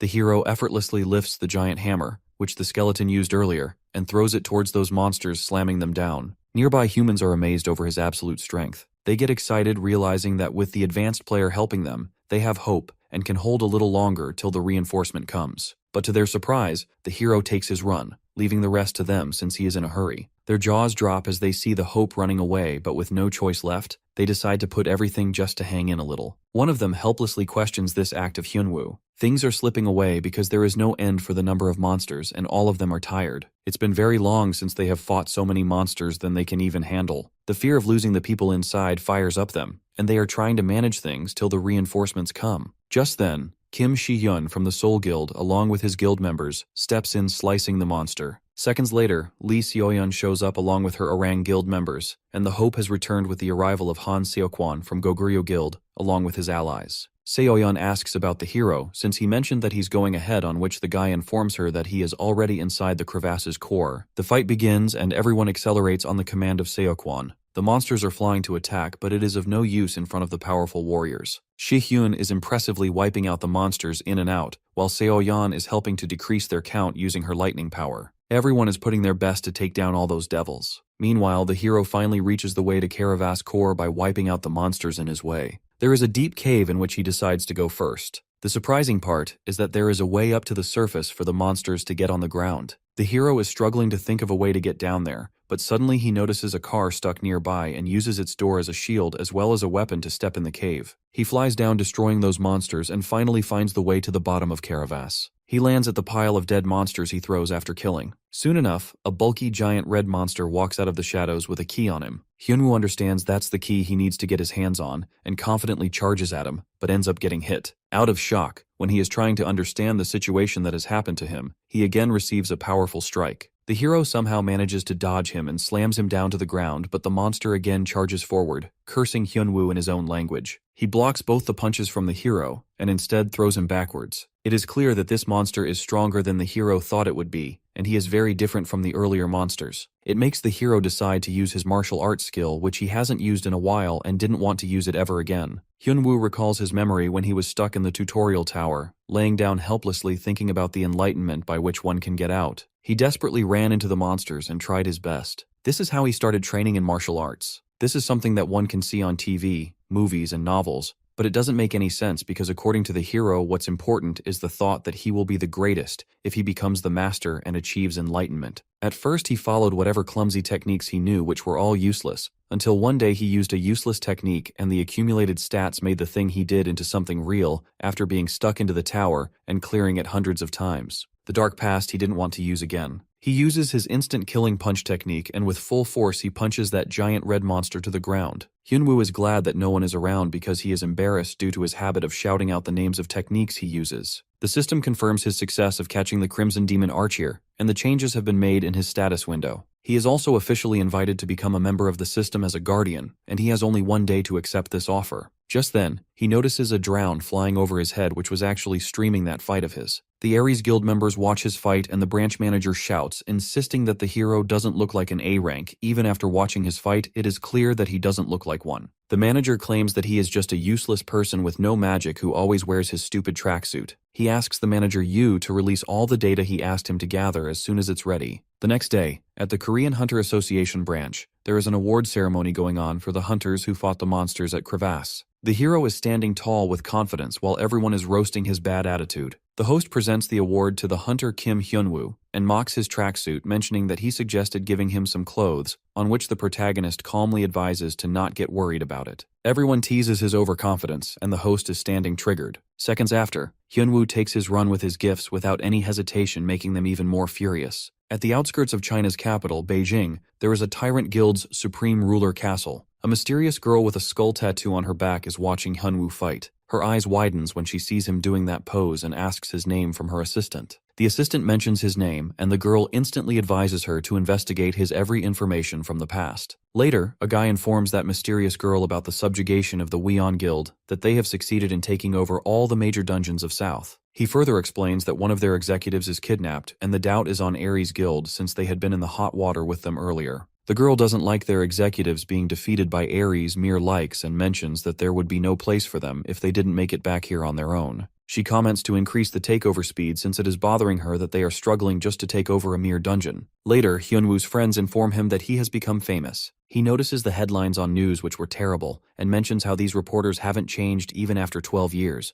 but his friends insist that the reporters are supposed to do so because of the way he walked out after receiving his reward and his stupid tracksuit. Soon enough, the hero mentions that he has an appointment and takes his leave. Seo-yeon is worried about him because he has made so many enemies. They discuss his conflict with Ares and the media, even though it's not been very long since he came out of the tower. But one of them insists not to worry about the hero because he is a stronger individual. Meanwhile, the hero accepted the invitation earlier from the system and teleports to somewhere. His assistant, Eve, expresses her greetings before sitting right in front of him. Hyunwoo asks her if his information authority has increased, which informs him that it has been increased from lowest tier to low tier. The hero is burning up with anger and snaps at her, but she's actually providing the information that she has been taught about. The gray-haired girl calms him down and informs that since he is officially a guardian now, he can achieve what he wants just by completing the task. Basically, he has been appointed to stop the climbers from climbing the tower. The hero misunderstood this tower as the tutorial tower, but she explains that this one is different, consisting of 12 floors, including Earth. He has to protect the 9th floor from the 12, which is Earth. The hero is questioning his life and cries because he is tired of doing continuous work. Av insists him to protect his place, or else it will be destroyed, on which he shouts at her for forcing the outcomes. Av shakes her head, trying to relax him, saying that it's not what she meant, then settles on saying she never told him to shut up. Hyunwoo's color went white as he stared at the sky, inquiring what she wanted him to do, and told her to say it properly. Av looks down thinking how she is the system administrator of the 9th floor, so she should be intimidating enough to get her say in. She anxiously calls out his name, then flusters when he repeats hers. She ends up telling him not to get so angry because the reason he got chosen as the guardian is for his sake, and that it is to help him, then tries to bribe him, telling him that there are rewards, because the more climbers he stops will be counted as his contribution, which will bring him rewards. Hyunwoo stares at her, then asks her in simple words that if he wants to know who locked him in the tower after making the tutorial tower, how much authority for information does he have to acquire? Av answers that it would require him to get high-tier information authority for that kind of information. Hyunwoo asks again that if he kills those climbers during their journey, will that increase his tier? After an affirmative nod from Av, he asks for the amount of climbers he has to kill in order to do that. Av shows hesitation, saying that it will be hard to know since even climbers have ranks, so roughly it would take him 5 high-ranked climbers, and that would be enough to get him the high-tier information authority. Hyunwoo requires more information, like what rank the Crimson Demon Archer that he killed was. Av answers that it was a low-rank climber. Hyunwoo nods, roughly understanding everything. Hyunwoo sits in his house staring at his status, thinking that the Earth being a tower is complete nonsense, or him saving the Earth is nonsense. He decides to not waste his time and brain cells over these complicated situations. Instead, he is going to focus on one thing, which would be to find out who locked him in here, so he will even crush those climbers to know that. Just then, a call from Seo-yeon interrupts him. She worriedly told him to open his television. Upon opening his TV, Hyun-woo sees his name plastered with news saying that the public opinion about him has shifted because Hyun-woo Kim, who played an important role during the crevasse crisis, has killed a member of Aries Guild after a number of related incidents. Hyun-woo laughs at the news, asking what this new drama is about. Hyun-woo lay in his house in the Mokdong neighborhood, his phone ringing like crazy. Seo-yeon let out a shriek, asking for an explanation about who might have caused all this. She called Hyun-woo a celebrity just because he came out of the tower after 12 years. She listed how only a few days ago he cleared the crevasse by himself, which caused all countries to monitor him, and now he was getting accused of murder. She expressed her worries, saying she had been feeling nervous since he told her about his problems with Aries. Hyun-woo rolled his eyes, telling her to relax and not worry, which only made Seo-yeon even more annoyed, telling him to stop telling her not to worry. Hyun-woo realized how this felt oddly like getting scolded by a wife, which was weird because he didn't remember ever having a girlfriend, let alone a wife. He turned towards Seo-yeon and called her out, saying she must have a crush on him, and if his assumption was correct, she should just be honest and confess. Hearing that, Seo-yeon slowly inhaled and exhaled, then smiled creepily, confirming that she would simply fry him with her lightning if he ever thought about making another joke like that. He laughed awkwardly, trying to lighten the mood, thinking it was better to leave the topic before he said something worse. Si-hyun got up and showed him all the missed calls from the Hunter Association, expressing that it was his first time seeing so many missed calls. Then he showed him the status board, showing that Hyun-woo was in first place again. Si-hyun started reading an article stating that Kim Hyun-woo, along with his 3 guild leaders, had similar tendencies toward murder, making Si-hyun's eyes go red with anger. Hyun-woo tried to stop Si-hyun from making scary faces at him, but Si-hyun replied that he was shocked by Hyun-woo's lack of concern when all of their reputations were being ruined. Hyun-woo asked whether Seok-woon had arranged the reporters for him, shocking Seo-yeon and Si-hyun as they nervously asked if he was even prepared. Hyun-woo looked amused that they thought he would go to a press conference without preparation. Seo-yeon advised him not to beat up the reporters or accept that he would destroy the Aries Guild. Hyun-woo looked at them and asked if that was really what they thought of him. Meanwhile, Aries Guild's leader inquired about the current situation with Kim Hyun-woo. HR manager informed him that Hyun-woo's face was all over the news and social media, successfully shifting public opinion and assuring that things were not looking good for Hyun-woo in any way. The leader thought about how he needed to be one step ahead to get rid of him completely. The guild leader thought about how something he barely believed possible had been done by Kim Hyun-woo, but in the end, it worked in their favor and became a huge disadvantage for him. At the Mokdong press conference, Hyun-woo sat confidently as the reporters began asking questions, whether the recent news was true or the reason behind his attack on the Aries Guild member. Hyun-woo let out a breath, stating clearly that it was his first press conference, so he would just do what he thought was right, then ordered one of the reporters to ask the first question. The reporter asked how Hyun-woo was feeling now, to which he casually answered that he felt like crap. When another reporter straightforwardly asked if he had actually killed the Aries member, he nodded his head, telling them to judge him however they wanted, but first listen to the recording. He stated he didn't know the reason behind all of this, but he remembered refusing Aries Guild's offer to recruit him. He played the voice recording, where the deceased person confessed that he was an assassin sent by Aries Guild to kill him. After the fierce fight, Hyun-woo stopped the recording right before the moment the incident happened, leaving the reporters speechless. He calmly informed them that he knew they were tipped off by Aries Guild itself. He explained that he had gone there to defeat the boss monster and that the member simply followed him. One reporter accused him of forging the recording, but Hyun-woo pulled out another phone from his pocket, stating that it belonged to the man he had killed in the swamp. He added that he wasn't able to open it since it was locked, but if he entrusted it to a security company or the police, the truth would eventually come out. He then added his verdict, that he did not have a choice since the assassin was already there to kill him. Since he was just a newbie who had only just come out of the tower, he did what he knew best, which was to defend himself. However, the assassin who was sent to kill him got tangled with the dungeon's boss monster, the mega alligator, which resulted in his death. The reporters screamed, accusing him that he just confessed to killing him.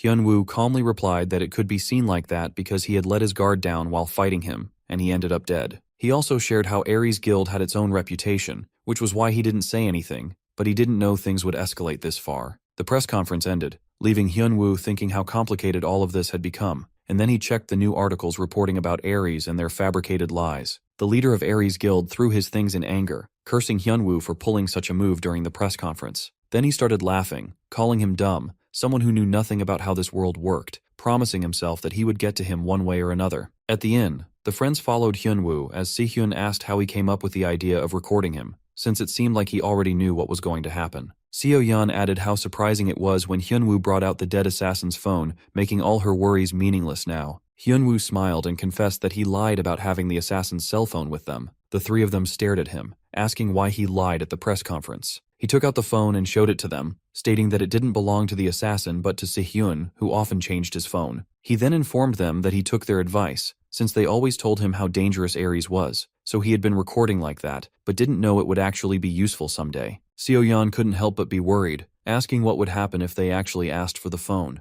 Hyunwoo calmed her by saying that it was Ares they were talking about, so before the security team, the guys from Ares were going to inspect it anyway, so he just made sure they knew not to mess with him anymore. Seo-yeon soon started laughing lightly, saying that Hyunwoo suddenly looked cool with his worries. The Ares Guild, with its headquarters in America and labyrinths all over the world, was known to have its Korean branch holding the highest number of dungeons. He started waiting and thinking about what Ares' next move would be, since they had a lot to lose if he got them involved. Later at night, Hyunwoo sent Si-hyun away, telling him that he would take a stroll alone. Si-hyun believed that he was capable of taking care of himself and loved roaming his own way. It took only a few minutes before Hyunwoo found himself surrounded by cloaked members of the Ares Guild. He added that he was waiting for them. The masked man ordered him to follow them. Hyunwoo realized it might be Ares' higher-ups looking for him and asked what would happen if he said no. The masked man answered that they would drag him out. Hyunwoo smiled, successfully provoking them, as they all began striking him one by one. He only stood there smiling, but none of their attacks reached his body. The masked men tried again, but found themselves locked around Hyunwoo.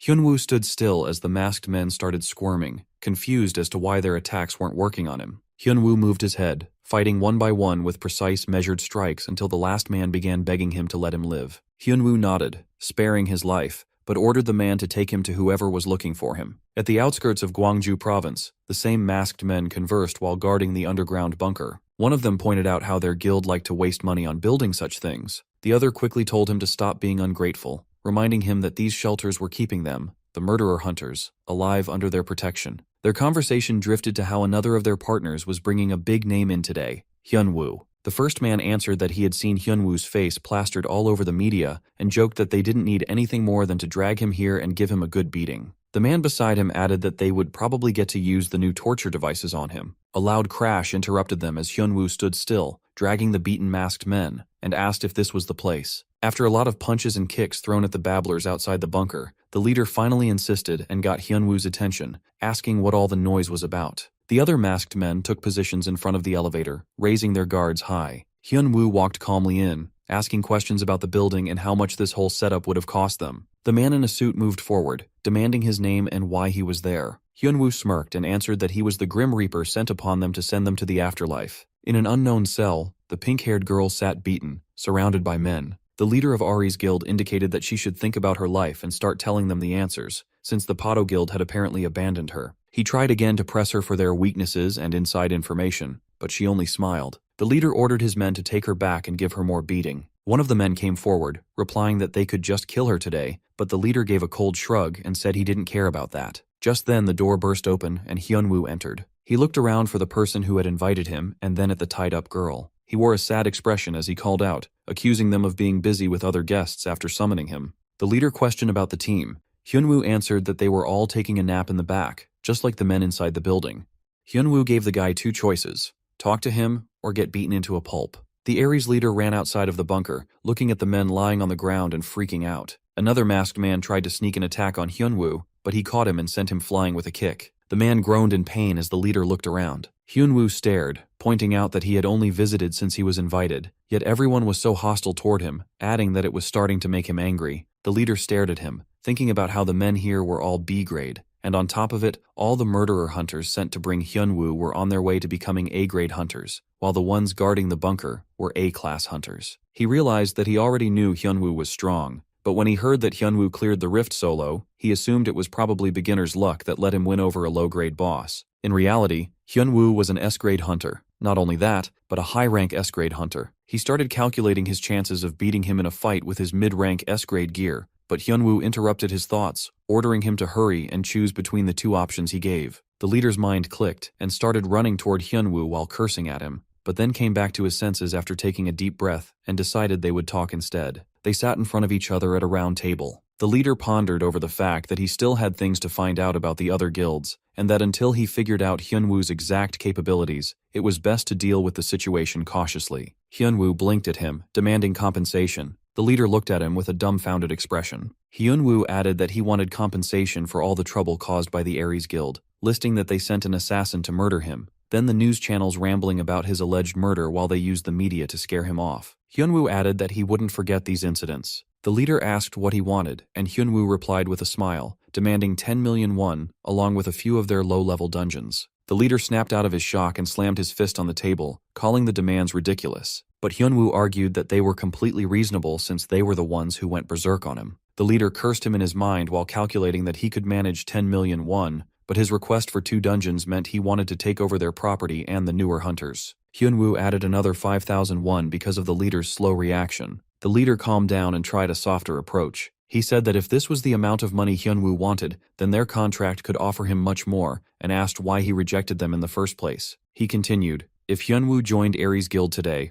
all his needs would be met, every demand fulfilled, because it was better to work with mutual benefit than to make an enemy out of a popular guild. Hyunwoo laughed at his attempt to change the subject and pointed out how the guild acted high and mighty but was involved in lowly acts, like the pink-haired girl tied up there, ending with the statement that he simply didn't care about their proposal. The leader grit his teeth, admiring his confidence. Hyunwoo stood up, giving him 10 seconds to decide whether the leader agreed to the compensation or if Hyunwoo would simply kill him there. Si-hyun heard the click of their door, assuming Hyunwoo was finally back, and welcomed him. He took his eyes off his phone to look at him, only to see Hyunwoo carrying a pink-haired girl on his back. He was startled and asked for an explanation. Cheoma Muwol notices the surroundings and recognizes that the place is the 9th floor. Meanwhile, the scene shifts to Hyunwoo, who stands beside Si-hyun. In front of them lies an unconscious woman. Plus, Hyunwoo has gained a huge reward, $11 million, and the rights to 4 level D dungeons, and also the woman as part of his compensation. Si-hyun wonders how the hero managed to take all this from Hyuk Seon-woo, a man known for his greed and thirst for control, to which our guy explains in his composed way that Seon-woo had no other choice if he wanted to survive. Still curious, Si-hyun glances at the unconscious woman and wonders why Hyun brought her along, to which Hyun-woo answers that she is a hostage and that there is something personal he wants to confirm from her. After hearing this, Si-hyun finds that reason a little unusual, but chooses not to question further. After a short silence, Si-hyun remembers that the dungeon bosses are scheduled to respawn today. Since he needs to clear them, he prepares to leave, assuring the hero that he will handle it, to which the protagonist tells him to take care. When Hyun is left alone, his eyes fall on a tattoo on the woman's body. The pattern feels oddly familiar, reminding him of a mask he once carved, carrying words about emptiness and self-abandonment. The similarity unsettles the hero, making him question if it's really a coincidence. After that, he checks her information tab and learns her name is Hong Lin, a young woman poisoned and resting. Nothing else stands out, yet the strange connection keeps bothering him. He decides to wait for her to wake up before searching for answers. Hyunwoo stands still when a sudden system alert appears, saying a new climber has started moving through the 9th floor. Before he can react, another message appears, inviting him as a guardian and warning that he will be transported in 5 seconds. Within moments, our hero appears before Av, who has called him urgently. After that, Eve tells him that someone important is on the way, the next climber. Our guy tries to learn who it is and when they'll arrive, but Eve can't reveal more because Hyun's clearance level is too low. Frustrated by the repeating notifications and lack of answers, Hyunwoo loses his patience and attacks Ave, to which Eve insists she isn't hiding anything, and that she called the hero only to give a warning about something more serious approaching. Further, Eve explains that this climber will be far stronger than anyone Hyun has ever faced, and that he needs to prepare before the arrival. The most important step, Eve tells him, is to awaken his magic skills as soon as possible, or else he could be in serious danger. Our guy wonders if the climber is a high-ranking one, but Eve denies it, saying that if such a being appeared, it would bring complete destruction. Even so, she explains that without magic, Hyun would struggle to fight even middle-rank climbers. After hearing this, the hero tries to ask where the climber will appear and if another crevice will open, but Eve hesitates and admits she cannot reveal that information and explains that the form and nature of a climber depend on their strength and achievements. Feeling frustrated by the answers, Hyun-woo sums up the situation in irritation, realizing he knows little and must face whatever comes alone. In anger, he lashes out at Ave, who protests that he shouldn't hit someone weaker and questions his parenting. Her emotional outburst slips into guilt when the protagonist admits his parents died in a car accident when he was young. Shaken, Eve immediately apologizes and feels shame for what she said, to which Hyun-woo brushes it off, saying it's nothing to worry about. Watching his reaction, Eve softens and begins to think that, despite his harsh temper, the protagonist might not be such a bad person after all. At the Orang Guild's villa in Gwangjingu, chaos fills the room as Kim Hyun-woo shouts in frustration. He sits inside a glowing magic circle and becomes angry that nothing seems to work, because the circle, meant to help him sense mana, shows no effect, and he begins to think it's a scam. After hearing all of this, Honorine panics and warns him not to damage it since the circle costs 5 trillion won.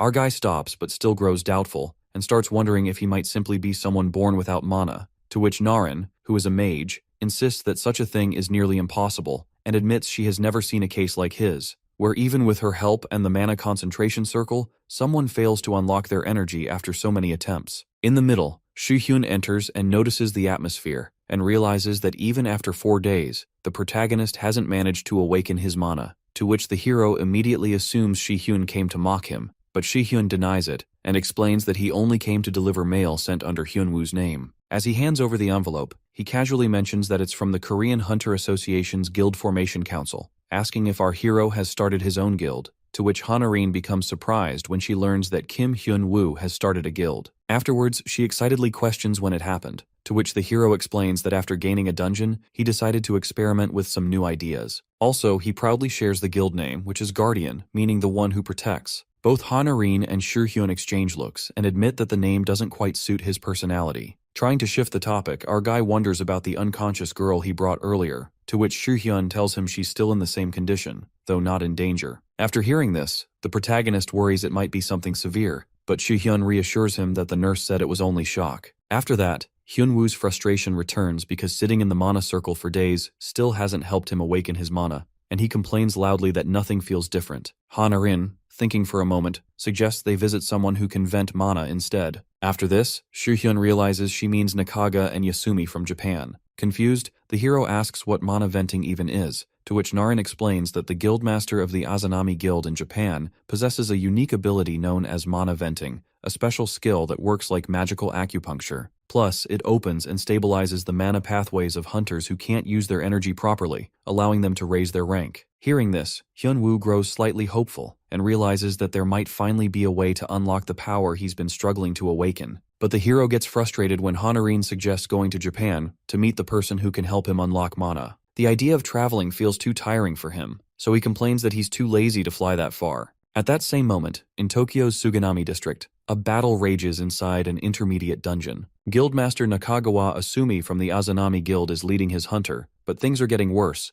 and his team shouts for him to save them as a powerful enemy keeps attacking. After that, he yells for everyone to dodge as a massive force sweeps through the battlefield. Amid the destruction, a mysterious man steps forward, and the hunters freeze in fear. Nakagawa stares at him, trying to understand who he is. When he asks, the man calmly replies that many people have called him by different names: the Climber, the Destroyer, even the Devil. After a brief pause, he reveals his true name, Cheonma. A sudden notification appears, announcing that a new climber has reached the 9th floor through a passageway in Tokyo, Japan. After seeing this, Hyunwoo freezes, and also the mention of a climber instantly grabs his attention. Shocked, he orders Shuhyun to get the car ready immediately. Plus, he knows the situation in Japan has already turned into chaos because of the climber's arrival. News spreads everywhere of reports of casualties, emergency evacuations, and sightings of a mysterious man causing massive destruction in Suganami. While rushing out, Hyunwoo feels uneasy because he still hasn't learnt to use his mana yet, and wonders if it's really okay to head into something so dangerous. Shihyun was driving the car and became confused just moments ago. Our guy said he was too lazy to go to Japan for mana training,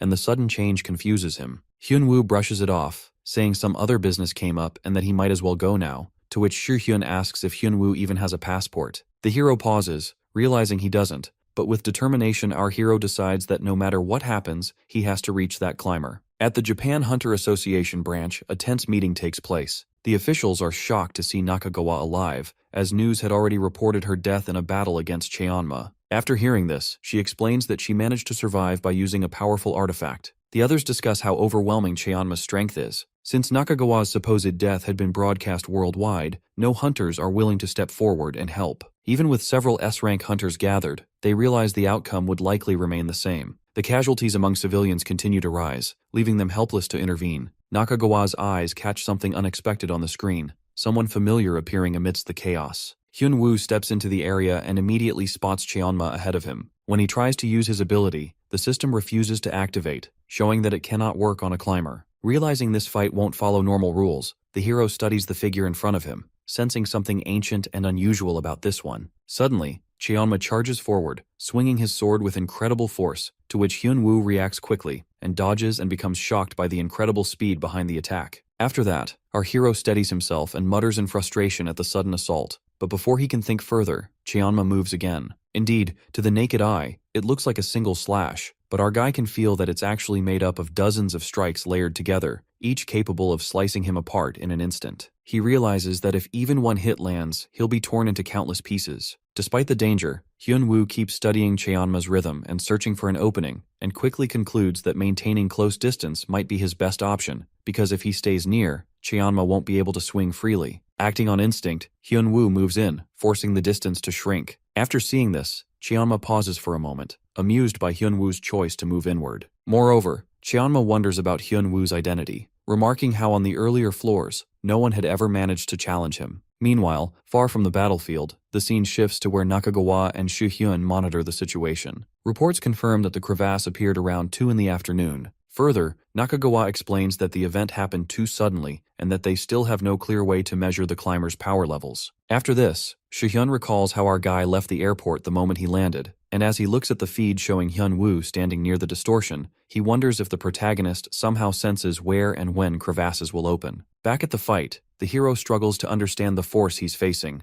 questioning if what he's witnessing is even a skill at all, to which Cheonma declares that none of what he wields, his sword, his lightning, or his strength, comes from the artificial system of skills used by others. Hyun-woo's instincts scream for him to dodge, yet he realizes that stepping back would only widen the distance, giving Cheonma the advantage to unleash stronger attacks. So he holds his ground instead, gripping Cheonma's collar tightly, standing almost glued to him in defiance. Hyun-woo unleashes the Overlord's might but wonders if it had any real effect. After that, Cheonma steadies himself, and his expression shifts into one of genuine respect. For the first time, he admits that his opponent is not interesting but truly remarkable. Plus, Hyun-woo's strength has forced him to draw out his full power, something he hasn't done since the moment he first became a climber. Additionally, he refers to Hyun-woo as the Protector, acknowledging him as someone worthy of standing before him. As Cheonma's aura intensifies, he decides to end it and prepares another attack, but Hyun-woo realizes what's coming and runs forward, knowing that distance would only bring death, and becomes determined to close the gap before Cheonma can strike again.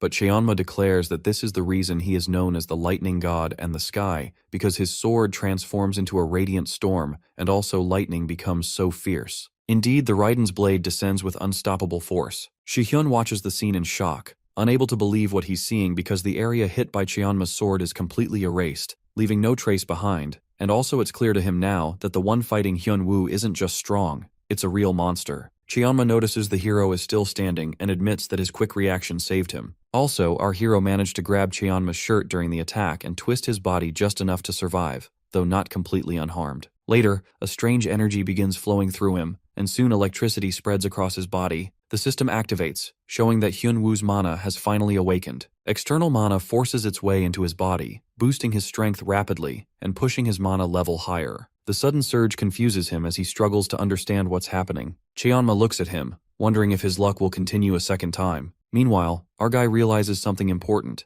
that the power and fighting style in front of him match the legends he's read before. This man isn't just another climber, he's Cheonma, the martial artist known for reaching the peak through pure strength alone, the strongest among all. Cheonma becomes impressed that he still dares to fight even after witnessing the power of Raiden's blade, and also acknowledges Hyun-woo's courage but calls it pride, warning that his current strength isn't enough to defeat him, to which the hero admits that Cheonma is right that with his present abilities, victory is impossible. However, he also notices that Cheonma's lightning has damaged his mana pathways, changing something within him. Indeed, the protagonist recalls his time trapped in the tower, where he practiced countless martial arts. Among them was one legendary technique he could never master, the Heavenly Demon's divine art, and it was said to be the ultimate martial art, the one that made its users the strongest in the world. Furthermore, he explains that in the past, he had no true understanding of mana flow, or how it connected to specific techniques. He merely copied what he had read in books, imitating the movements of the mythical Cheonma without grasping their essence. Now Hyun-woo humbly admits that for 10 seconds, Cheonma has been his teacher, and having learnt from him, he decides to return the favor. After that, he focuses all his mana into one point and releases it in a single explosive attack, a powerful move he calls Overlord's Divine Kick. The strike hits with force, and the system instantly notifies him that he has defeated the climber Cheonma Mu-wol, and his performance points start to be collected. Right after, another notification appears, revealing a mysterious system invitation with a countdown of 10 days, 3 hours, 8 minutes, and 11 seconds. The scene then shifts to the Imperial Castle. Miryong there recognizes the devastating power of Hyunwoo's final move,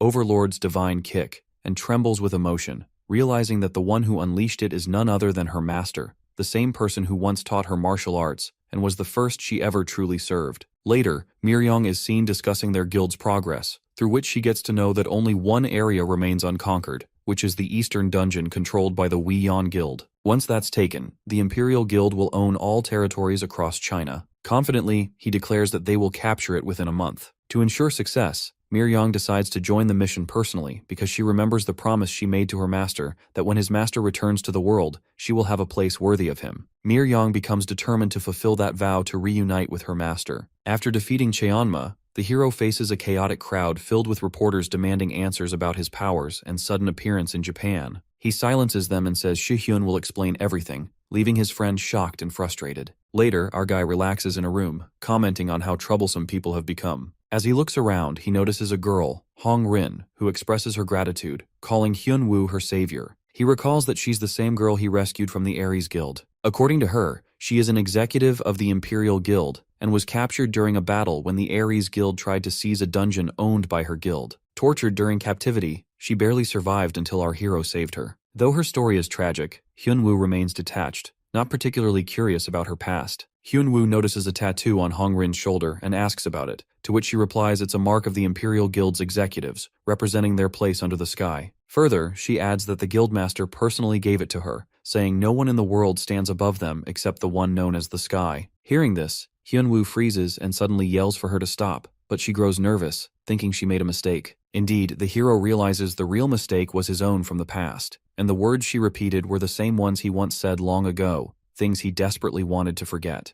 The protagonist remembers his past in the tower when he foolishly believed enlightenment through martial arts would help him escape. Back then, he was deeply caught up in his own dramatic fantasies, imagining himself as someone born from darkness and loneliness, completely influenced by web novels and anime. Embarrassed by his old mindset, he curses and realizes that the very words he once said have now become a tattoo spreading his dark history. Our guy grows certain that the one responsible is his old student, the same person Hong Rin serves in the Imperial Guild. Frustrated, he tells her to deliver a message when she returns that her guildmaster must never come looking for him again. A few days after sending Hong Rin back to China, Hyunwoo appears on a popular hunter show hosted by Lee Hao-young. The audience immediately recognizes him as the famous hunter Kim Hyunwoo. Shi-hyun, watching the broadcast, seems surprised and wonders why our guy decided to appear on TV, saying he didn't know what the protagonist was planning and that whatever he does is his own business. During the interview, Hyunwoo explains that he came to make an announcement. He has formed a new guild and is looking for members to join. Later, Shi-hyun comments that Hyunwoo could have found guild members in a more normal way, to which the hero looks at the overwhelming response that shows up afterward and admits he didn't expect so many applications. Shi-hyun, uninterested in getting involved, reminds him that he won't be helping. Hyunwoo simply accepts it. Hyunwoo begins forming his new guild and calls on other guild masters to help with basic setup work. They're surprised that someone of his status would ask them to handle such simple tasks, but our guy reassures them they'll be allowed to use his beginner dungeons in return. When asked why he's even starting a guild, he explains that it's mainly to earn money since he already profits from dungeon raids. Managing his own dungeon would just increase his income. After hearing this, Shu-hyun finds it odd and points out that Hyunwoo already makes plenty of money, but our hero brushes it off casually. Later, the recruitment process begins, and many hunters line up to join. However, Hyunwoo is extremely strict. He rejects a well-known C-rank hunter despite his strong record, saying he simply didn't like his resume. The crowd is shocked, wondering what standards Hyunwoo is using. He reviews the applicant's stats, all ranked D except for luck, which is B rank, and concludes that even if the numbers are fine, he can't accept someone with a bad attitude and egotistical personality. Hyunwoo reviews a new skill he received after defeating Cheonma and realizes it might actually be useful, even though he had complained about earlier ones. The system, represented by Ave, congratulates him for the victory and explains that this time he's been invited to upgrade his skills instead of just increasing his information level. Also, Eve mentions that a new option has been added to his information authority skill, and that the notification performance has also been improved. At first, the hero seems unimpressed, wondering what the point of a personality check upgrade is. But during his ongoing guild interview process, he ends up finding it useful. He tests the skill on potential recruits, seeing different personality types like opportunistic, sacrificial, and friendship-based appear as results. Excited by the discovery, he quickly accepts all three types, feeling relieved that he finally found something practical. As long as his guild members do their jobs properly, he's satisfied, especially since he prefers not to put in much effort himself. After finishing the short guild interviews, Shuhyun questions if it's really fine for the process to be that quick, to which Hyunwoo replies that he simply chose people he could trust not to steal money, and that's enough for him. When asked whether he checked their skills, the hero admits he didn't bother, saying he'll be the one doing most of the fighting anyway. As the two talk, Hyunwoo realizes that none of the applicants were S-ranked, to which Shuhyun explains that S ranks are rare, with only about 5,000 in the entire world. The protagonist thinks that sounds like a lot, but Shuhyun clarifies that being in the top 200 is an incredible feat, as those hunters are recognized and sought after everywhere. Curious, our guy wonders what happens to the names that disappear from the ranking charts, to which Shuhyun answers that they die. Hyunwoo is surprised, questioning how such powerful hunters could die so easily. Shuhyun explains that they often perish while trying to obtain extremely rare ST+ grade artifacts found deep within the labyrinth. Every hunter has a natural limit to how far their abilities can grow, and these artifacts are the only way to surpass that barrier, but getting them means risking everything. Many die inside, and others obtain them through darker methods by killing those who already possess them. That's how some hunters end up becoming feared killers in their pursuit of power. He further explains that hunters who kill others for power are labeled as murderer hunters, and once they cross that line, their names are erased from the official S-rank list, and they're expelled from the system entirely. Hearing this, the protagonist realizes that the hunters sent by the Ares Guild were exactly those who rely on dirty tricks and violence to get what they want. Later, Hyunwoo visits one of the 4 beginner dungeons that he recently took from the Ares Guild, known as the Visible Swamp, and it's now considered his property, and he plans to check things out personally. He casually says he'll defeat the regenerated boss and look around to see how profitable it might be. When he arrives at the entrance, the staff nervously recognizes him and hesitates to let him in,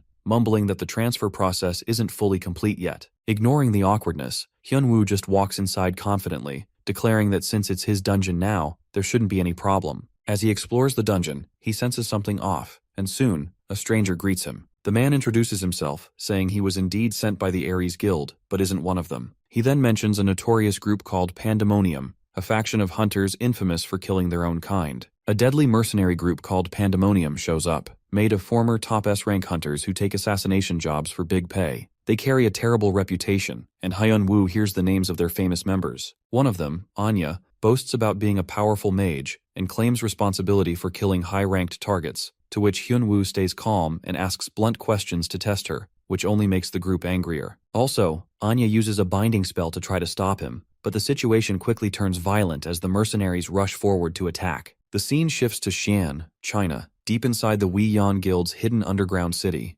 Miryong arrives, unimpressed despite hearing it was one of the guild's main bases, where she faces Asura demon Li Do Cheon, ranked 82nd among S-class hunters. His pride flares at her attitude, but she easily evades his attack, leaving him stunned. Deciding not to waste time, she uses a powerful technique to finish him off, wanting to meet her master as soon as possible. Before leaving, she delivers a message he once gave her to not look for him. Though it pains her that someone else met him before her, she finds comfort in knowing he's waiting too. With quiet determination, she vows to prepare everything for his return and fulfill her promise, ready to seize all that's needed for her master's sake. The scene shifts, and Hyunwoo returns to the Orang Guild with a surprising guest, Anya, a former top S-rank mage who fell into the mercenary group Pandemonium. Hanaran is shocked that he brought such a criminal back, while our hero explains that he beat her comrades to death and captured Anya alive. Horrified, Naren realizes those assassins were from Pandemonium, a group of elite former S-rank hunters known for always completing their kills. What's more, she can't believe Hyunwoo managed to take down such powerful enemies, especially since his stats were never at their level. The protagonist admits even he finds his stats strange, but since his information screen confirms it, he doesn't bother questioning it. Also, he jokes that asking Eve would only lead to the usual lack of authority response anyway. After that, our guy tells Naren not to worry about Anya, explaining that she's the type who values survival above all else, and if threatened, she'll obey anything to save her life. Terrified, Anya keeps pleading for mercy, promising that she can craft items and draw all kinds of magic circles without using basic spells. Hyunwoo checks her information screen, which lists her personality as survival-centered, confirming his assumption, and decides to give her a chance to prove herself. Since she mentions she can work without using a staff, Hyunwoo hands her a set of powerful items, an S+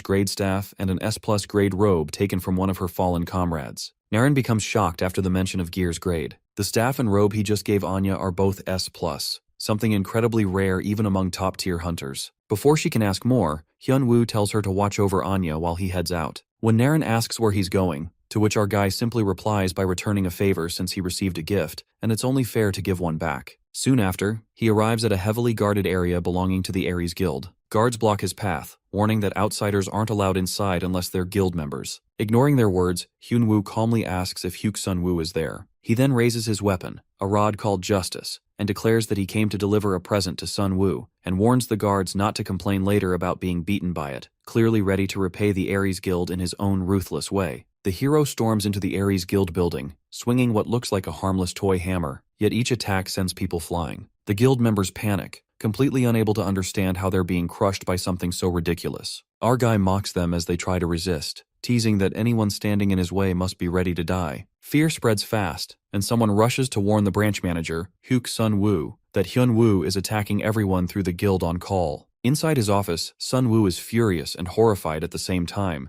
and realizes that if word gets out that the powerful Aries Guild was taken down by a toy hammer, their reputation will be destroyed. To make matters worse, news channels are already reporting the bizarre incident, calling it a national embarrassment. In his room, Sun-woo debates whether to call headquarters for backup, but he hesitates. If he does, they'll see him as incompetent and question his leadership. Before he can decide, Hyun-woo casually walks into his office, greeting him as if visiting an old friend. Without waiting, the protagonist raises the toy hammer again, reminding Sun-woo about the damage compensation issue from before. Plus, he scolds him for sending assassins like Pandemonium, wondering if Sun-woo has a death wish. Realizing resistance is useless, Sun-woo quickly changes his tone, offering to cooperate and asking what Hyun-woo wants as compensation, to which Hyun-woo tells him to prepare 20 billion won, leaving Sun-woo cursing in disbelief. After that, Hyun-woo forces Sun-woo to agree to pay big compensation and warns him to think twice before sending killers again, or else he will make them pay. Indeed, our guy orders Sun-woo to call hospitals for the wounded, showing he means business, to which Sun-woo loses his temper and vows to get rid of Hyun, and also realizes he cannot call his headquarters for help without looking weak. With no other option, he decides to go to China and bring back a powerful fighter known as the Emperor Dragon, who ranks 5th in the world, hoping that will be enough to beat the hero. The scene shifts to where, on the 8th floor, Gui-ae stands over the defeated Guardian and claims the final city as promised. The Guardian begs and fights weakly, but Gui-ae advances step by step, ignoring the pleas. With each slow step, the Guardian cries out and falls until the attack ends on the 5th strike and the Guardian is finished.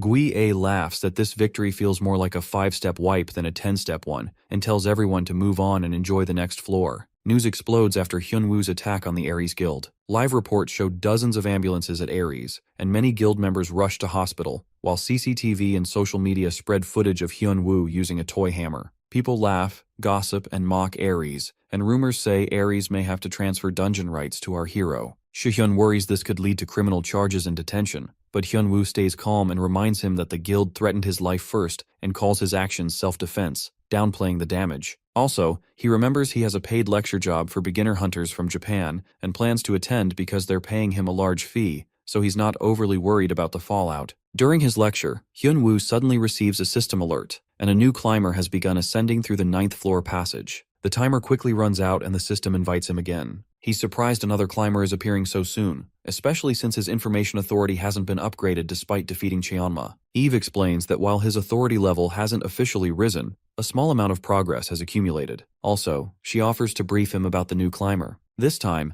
the climber isn't alone, but is bringing multiple companions, which makes the hero wonder if it's similar to the crevasse monster he encountered earlier. But Eve clarifies that it's different, because lower-tier climbers like Hongma usually attract monsters from the crevasse, which the system spawns to help them end the world. However, those summoned creatures aren't true comrades. After that, the hero confirms with Eve that the approaching climber must be mid-tier or higher, to which she replies that it's a mid-tier one, but stronger than most at that level. When he asks if it's even stronger than Cheonma, to which Eve nods, our guy finds that exciting since defeating such a climber could likely raise his information authority. The scene then shifts to the Orang Guild. Hyun-woo enters, kicking the door open again, which immediately annoys Naren. She scolds him for using his foot and warns he'll break it one day, to which our hero laughs it off, saying he did it unconsciously, and explains that he just came to check on the progress of their work. Anya nervously reports that she's almost done fixing the magic circle and it'll be stronger and last longer this time, to which Hyunwoo praises her effort but suggests trying something new instead. Since her unique skill is teleportation, he tells her to draw a teleportation circle. As she begins, Naren suddenly realizes and looks shocked to hear that teleportation is Anya's unique skill. Later, Naren questions why Anya never used her teleportation ability to escape if she had it all along, to which Anya explains nervously that her skill can't be activated with her own mana, and she needs a magic circle's support to use it.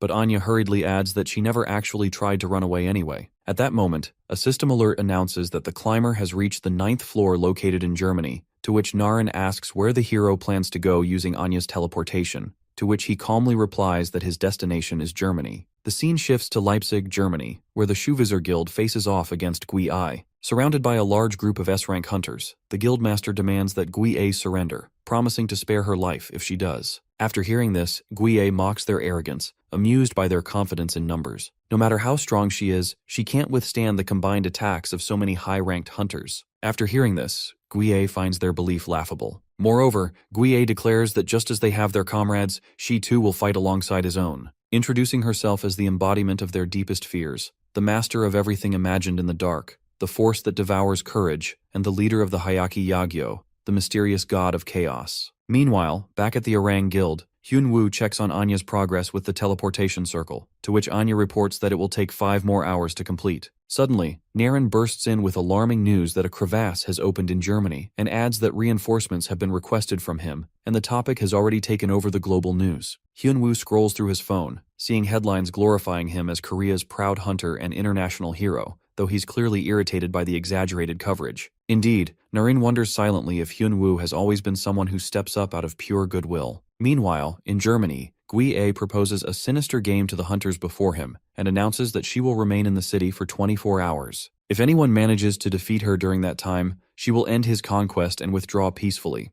Plus, the attack keeps going otherwise, so she warns she will move on and destroy the next city if no one can stop her. The damage is massive. About 20,000 civilians are reported hurt or dead, and the deployed hunters suffered catastrophic losses. 32 S-rank hunters and 68 A-rank hunters were wiped out, making this crisis worse than the crevasse incident in Japan. Attempts to call the world's top S-rank hunters for help mostly fail, leaving the local groups overwhelmed. Then news breaks that Kim Hyun-woo, the Korean hunter who defeated Cheonma in Japan, is being sent as reinforcement, giving everyone a sudden tense hope. Hyun-woo arrives in Germany through teleportation and wonders at how easy the magic makes travel. The moment he lands, he kicks away a weak monster nearby, irritated by its noise, then looks around, wondering where the real threat is. Meanwhile, thousands are watching the live broadcast online, flooding the chat with disbelief and excitement as news confirms his arrival in Germany. The viewers can't believe it's real that the hero himself has come to face the disaster. Soon, Gui Ai appears before him, calling him the first challenger. Our guy mocks her old-fashioned way of speaking, asking if only her mouth has aged, to which Gui Ai coldly remarks that he talks too much. But Hyunwoo clicks his tongue and criticizes her for turning the city into ruins, asking if she plans to take responsibility. She laughs at the question, saying she can't tell whether he's being arrogant or just foolish, but the protagonist stands firm and tells her it's none of her business either way. Afterwards, Gui Ai's tone turns, and she calls Hyunwoo a foolish floorman, saying she usually takes her time with first challengers, but his attitude has crossed the line. Additionally, she recalls how the dragon once survived 5 steps, and another arrogant man who called himself the world's strongest lasted 7. With a cruel smile, she decides to see how long Hyunwoo can endure. As she begins her deadly march, each step shakes the surroundings, and the hero immediately senses something wrong because the mana around them is shifting unnaturally. Her steps aren't normal because they're expanding and crushing the entire space with immense energy. He realizes those steps themselves are the weapon, and he must stop her from walking any further. Our hero braces himself, gathering all his power and launching his strongest attack, but with every step, 4, 5, 6 steps, the pressure grows heavier, and by the 7th step, his body trembles as his own mana spirals out of control, expanding against his will. The crushing force feels unbearable, as though his body might tear apart, yet he refuses to yield and pushes forward. Gui Ai watches with admiration and notes that he's stronger than the previous contender who called himself the world's strongest. Her steps continue 8, 9 until finally, the 10th lands. She congratulates him mockingly, saying he almost stopped her 9 steps, but failed to block the last one, and find the 10th step falls. With his opponent's energy flowing down on our hero, he can feel his body being ripped apart. The climber is amazed by his ability to withstand the full force of her 10 steps technique. She explains that because Hyun-woo could endure her force, the damage to the area was minimal. Otherwise, on the previous floor, the whole city was devastated in 5 steps. Our protagonist realizes that Eve was right about this climber being stronger than Cheonma. The climber thinks our hero has no energy to fight anymore, and asks him if he's going to beg for his life, or courageously wait for his death. However, our hero only wishes to destroy her. The climber gets serious for a moment and starts laughing at our hero, calling him different from the others. But then, she promises to give her all into this fight, using all her mana that she, as the god of chaos, can use. As she starts to summon her power, our hero realizes that this time it's different and way heavier than before. As the attack lands on Hyun-woo, he starts getting hurt. But then, the system notifies that he has stopped mana expansion from happening internally. Our hero's durability level increases. Seeing how it was at S before, and he could withstand the abnormal damage earlier, our hero feels confident that with this level up, he can definitely take the next hit. Right then, the system again notifies that the external mana is forcibly entering Hyun-woo's body, and his mana is being awakened forcibly. Suddenly, his mana rank increases too. Our hero realizes it's the same that happened with Cheon-ma. He starts smiling in joy, trying to think of something to do. Suddenly, he remembers his tens of thousands of masters in the tower. All those characters from web novels, comics, and anime were just fictional characters combined together, but for our protagonist, they were his masters. From his masters, our hero learned the technique of the Destroyer. It was used by Asura to stop the demon god in the myths. Our hero starts focusing on his technique and seeing the energy summon. The climber is left shocked. Seeing the 4 arms conjured behind our hero's back, the monster realizes that she's way in over her head, and she needs to end the fight quickly. She starts her steps, but the magic hand grabs her foot before she can even count 1 step. She tries to escape and take the second step,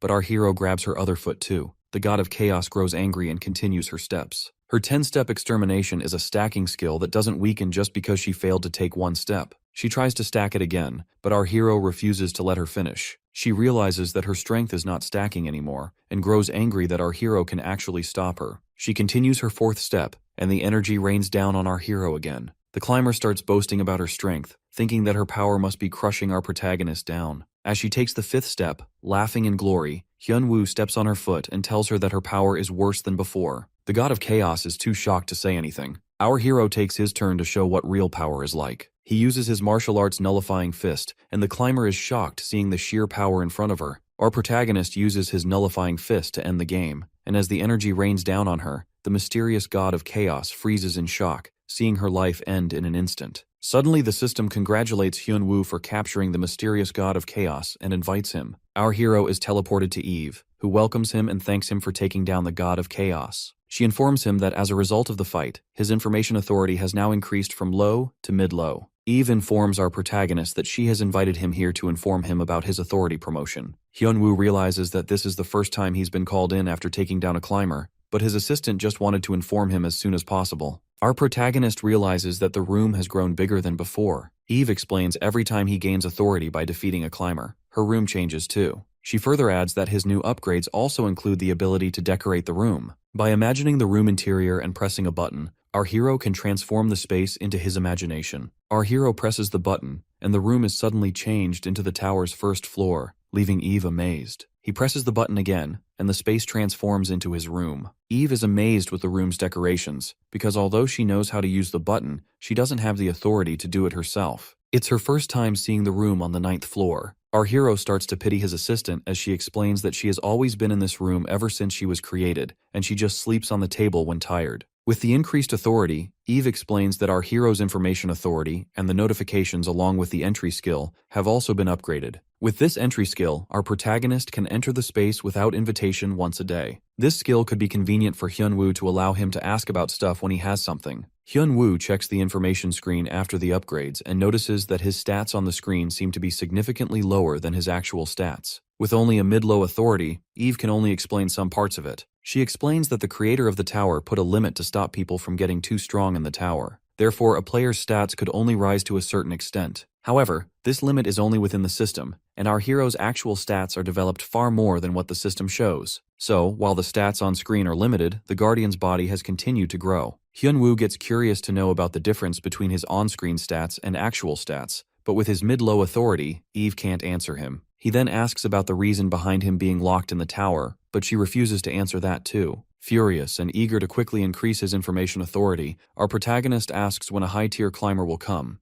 but all Eve can tell him is that it'll end the world. Meanwhile, at the Weiyuan Guild building in Shanghai, China, Mi Ryong grabs Hyun-chun by the throat. She feels disappointed by her opponent's strength because she found him interesting as a high executive of the guild, but now he's just too boring for her. She throws Hyun-chun off the building and turns to Cheon-young. He tells her that he has prepared the high-definition video of our protagonist's German crevasse fight. Mi Ryong watches the footage, and seeing our hero's nullifying fist, she starts blushing and giggling. She feels happy to see her master still as she imagined, and asks Cheon-young for details about the situation of her guild in the area. Her assistant answers that the Imperial Guild now possesses over 92% of dungeons, and the remaining are also owned by people obeying the Imperial Guild. So, the guild has complete possession of all the dungeons in China. Hearing this, Mi Ryong feels relieved that her vows are completed. Mi Ryong is taken into a flashback, remembering her days with her master in the tower. Before leaving, she promised to make a spot for him at a high place. Looking back, she now feels confident that it's time to meet her master. Meanwhile, our hero receives the reward list from Germany, asking him to come to live in their country. Shi-hyun reads the list and sees Germany offering full tax exemption along with a house, car, and guild office. Seok-won-hyung finds these rewards weirder than the ones from Japan and asks about Cheonma's sword from before. Seo-yeon gets upset when she learns that Shu-hyun got it instead of her, but our hero reminds her about the magic circle and the item from the murderer hunter he gave her. However, Seo-yeon is still curious why our protagonist just goes around stopping crevasses, and her friends share her curiosity. Hyun-woo answers that he has no reason except for the fact that he enjoys beating up guys who pretend to be strong. Meanwhile, our hero reflects on how the tutorial tower randomly appeared with monsters and summoned everyone in. He was summoned forcibly in the first round and was trapped there for 12 years. He destroyed it over 1,000 times from the 1st to the 100th floor. All his comrades who joined with him left while he was constantly forced back to the first floor. Hyun-woo intends to find out the reason behind his lockup. After 3 crevasses, his authority increased from the lowest to the mid-low tier.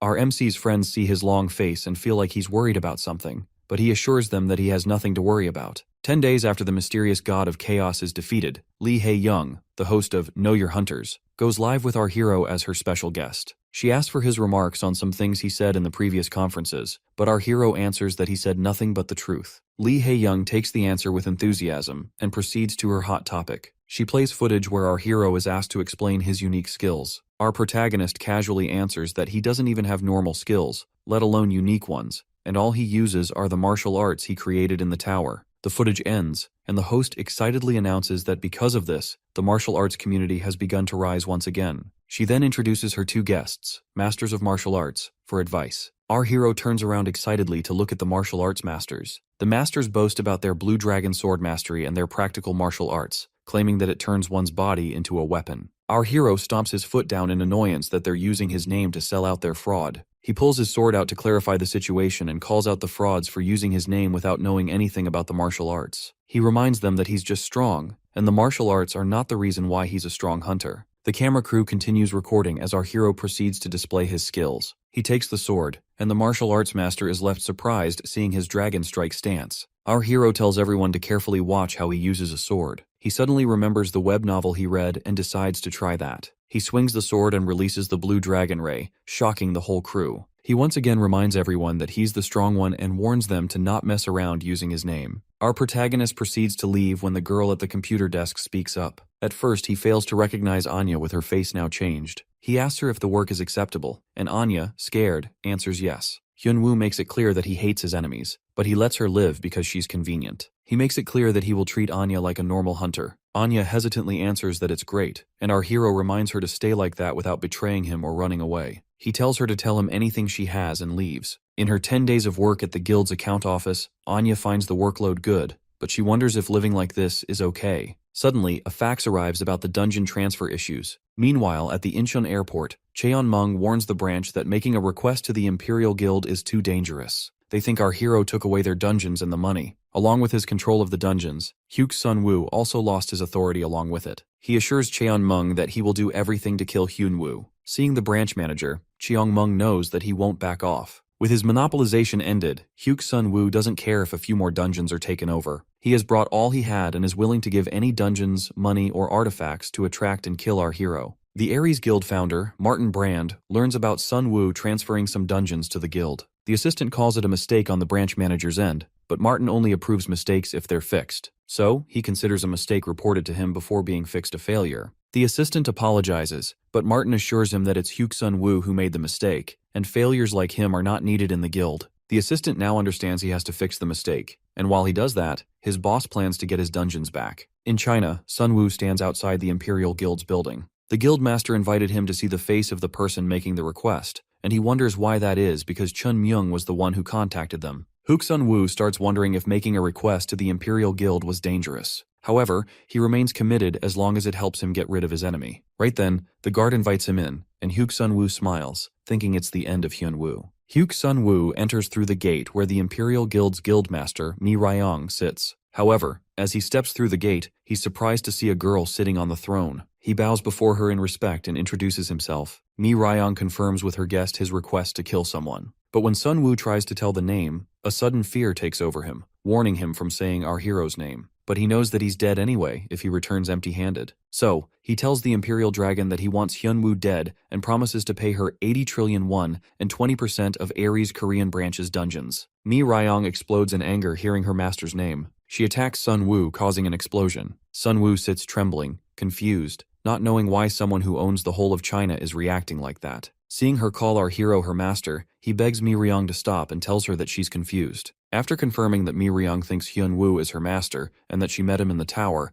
Hyuk-sun Woo realizes that he has a way to get out of this. Seeing that she's from Korea, he tells her that Hyun Woo is not her master. He explains that all 158 towers are designated to different towers. The tower in Korea only summons people from Korea, while the towers in America are divided across states. Sun Woo explains that since Mi Ryong is from Korea, she could never have met Hyun Woo because he was stuck in the Korean tower for 12 years. Mi Ryong hits Sun Woo again, angered that he's telling her she's confused. She assures him that she's not confused because she did not clear the tower in China. Back then, she followed her father's orders to go to Korea and was dragged into the tower there. Sun Woo tries to convince her that she's mistaken, but that only offends the Imperial Dragon even more for denying her master. Mi Ryong built her whole appearance as what her master wanted. Her long hair, her master's mark engraved on her back, and even her name. By denying her master, Hyuk-sun Woo denies her. The Imperial Dragon starts getting angry and intends to not let him die in peace. She decides to punish Hyuk-sun Woo for trying to kill her master and denying her to save himself. Meanwhile, our hero and his assistant enjoy the TV in Eve's room. At first he thought his skill was pointless, but now he's engaged in all the dramas he wanted to watch. Eve asks him to make her a PlayStation because she can only maintain the system and not make things. Our protagonist makes her a PlayStation,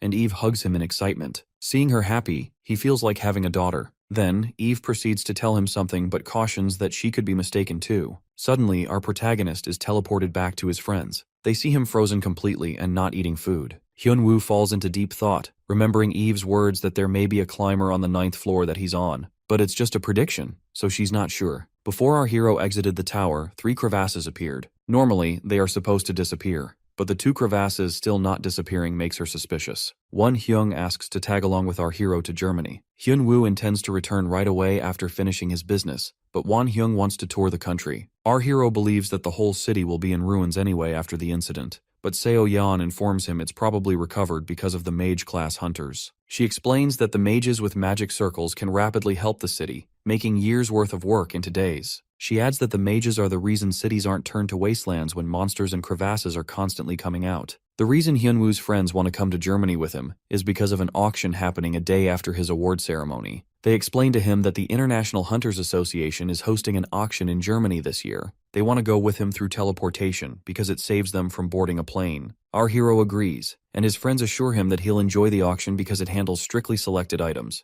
Hyun Woo learned that the Hunters Association thought that the remaining crevasses were due to their rank. If Eve is right, then there are currently 2 climbers on the 9th floor. Our hero's information authority doesn't work on climbers, so he can find out who it is by checking everybody. However, that's just too much work. Our protagonist knows he needs to get stronger. The previous 2 fights made him stronger, but they were only mid-tier, and a high-tier climber could appear anytime. Without realizing, he says out loud that he needs to prepare, confusing Seo Yeon. Meanwhile, Chun Myung burns the contract and assumes that Sun Woo is probably dead since he hasn't returned yet. With the branch manager meeting his end, Chun Myung thinks about running away. With all the evidence burned away, he thinks his money should be enough to keep him hiding and assumes the office wouldn't bother looking for him, blaming Sun Woo. However, just as Chun Myung reaches out for the door, an assassin cuts his hand off. The knight plays with him and jokes about missing his shot. Chun Myung recognizes the knights. The murderer hunters under the main office were the knights made up of people in the top 40 rankings. He now realizes that escape is no longer possible. The knight clears his confusion and tells him that he should know why the knights are here. Chun Myung tries to run away, but the knight stabs him with a knife. Another knight walks in, surprised at the quick kill, and the two proceed to leave. The knight explains to his fellow that Hyuk Sun Woo has been caught by the Imperial Guild, so they might not even need to take care of him. After he entered the castle, thick mana exploded out of there, so the knights assume that Hyuk Sun Woo is dead already. If he's still alive, they decide to take care of him once he returns. The other knight is surprised when his fellow informs him that 4 knights are going to take care of our hero. However, realizing that he took care of 2 catastrophes, the knight understands the manpower needed to deal with him. He starts boasting about the powerful artifacts, but his fellow stops him from revealing his secret rank. Meanwhile, the auction in Germany starts. Everyone keeps asking our hero to take off his jersey, but our hero doesn't care about people's complaints. Besides, the people have already accepted his dressing style now. Even when he attended the award ceremony in his regular attire, there wasn't a single news article mentioning it. Seo Yan starts looking through the items at the auction and realizes there aren't any S+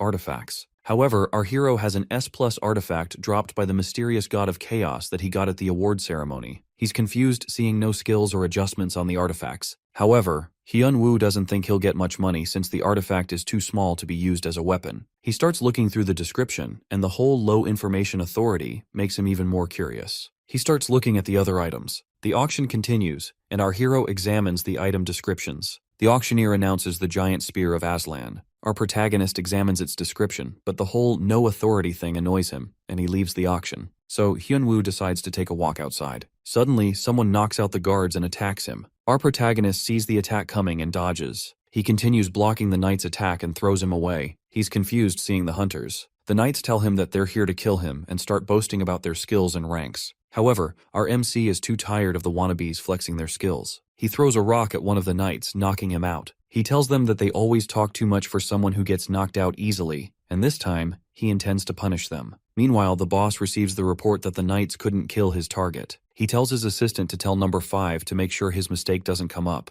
Seeing the fight, Martin Brand thinks that his knights would have started the ambush or will be in the combat. However, the assistant worries that the knights face a powerful opponent and they lack the skills to fight. After learning who the knights sent for Hyun Woo were, Martin Brand assures his assistant that it's fine. Martin didn't think his knights would deal with his opponent anyway. All he wants to do is test how his artifacts affect our hero, and he's got something else to check too. Meanwhile, the assistant informs the creator that the 2 climbers, Cheon Ma and Mi Ryong, have been taken down. The creator is surprised because he thought the guardian would end up becoming the climber's sacrifice. He then asks who the next climber is, but that is not decided yet. The creator now grows eager to look forward to the next unexpected obstacle for our hero. Back home, Shuhyun sees the bag of artifacts our hero gathered from the auction house. He mentions how surprised they all were seeing Hyun Woo stand on top of the corpses. Luckily, the security cameras recorded everything. Unfortunately, our protagonist couldn't find out their identities because they all killed themselves when he tried to interrogate them. Even the cameras couldn't record their faces clearly thanks to their cognitive impairment magic, and our hero ended up bursting their heads, making it even more difficult to identify them. Our MC argues that he couldn't control his strength, but his friend knows it was just a one-sided battle. Hyun Woo was slightly taken aback by the knights' combined attacks, but he easily destroyed them while trying out his new techniques. However, our protagonist believes he wouldn't have found out the attacker's identity anyway, because they probably would have had all their records destroyed. Shihyun then walks out, saying that he needs to buy some souvenirs before heading back to Korea. Hyunwoo takes out the weapons from the bag. He picks it up and decides to examine it. The first weapon is revealed to be an S+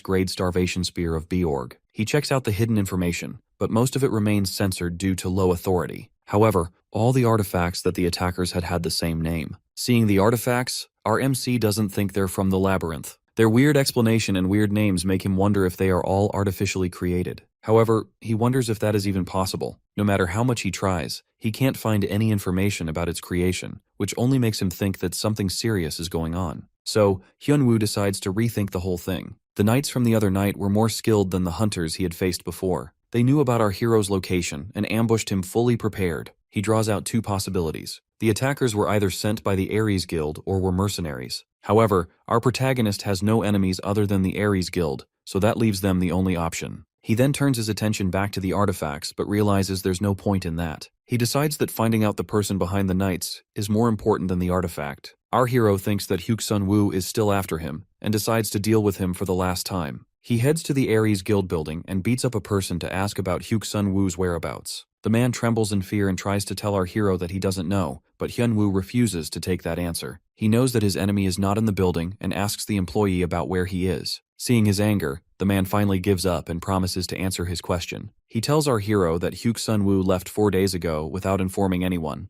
and he said that he's going to Beijing, China, to meet the Imperial Guild Master. Later that night, our hero asks his friend Shi-hyun what he knows about the Imperial Guild. Shi-hyun explains that the Imperial Guild now controls all the dungeons in China. Our hero is shocked because he was told the guild only owned 50% the last time. Hearing that now they have full control, our hero wonders if it's that easy to take over. Shi-hyun explains that taking over the dungeons is not easy. Although Hyunwoo himself has been taking the dungeons by himself, there was originally a lot of hassle to it. But in China, force was all that was needed. Our protagonist thinks that this just means the strongest one dictates, but his friend answers that China wasn't always like that. He further adds that in the beginning all the dungeons belonged to the country, so the transfer process was very complicated. However, 3 to 4 years ago, it all suddenly changed. The rumors were that the person to change the law like that was the Imperial Guild's guildmaster. This all happened at the right time. The Imperial Guild appeared right after the law was changed and started expanding. Our hero takes from that the Imperial Guild's guildmaster was already a big shot in China before the whole thing, but the rumors can't be trusted. Hyunwoo starts thinking if he ever discussed the outside world with his disciple and decides to think back on his conversations with her. He remembers Mi Ryong kneeling before him, talking about who she is, but he just shut her up.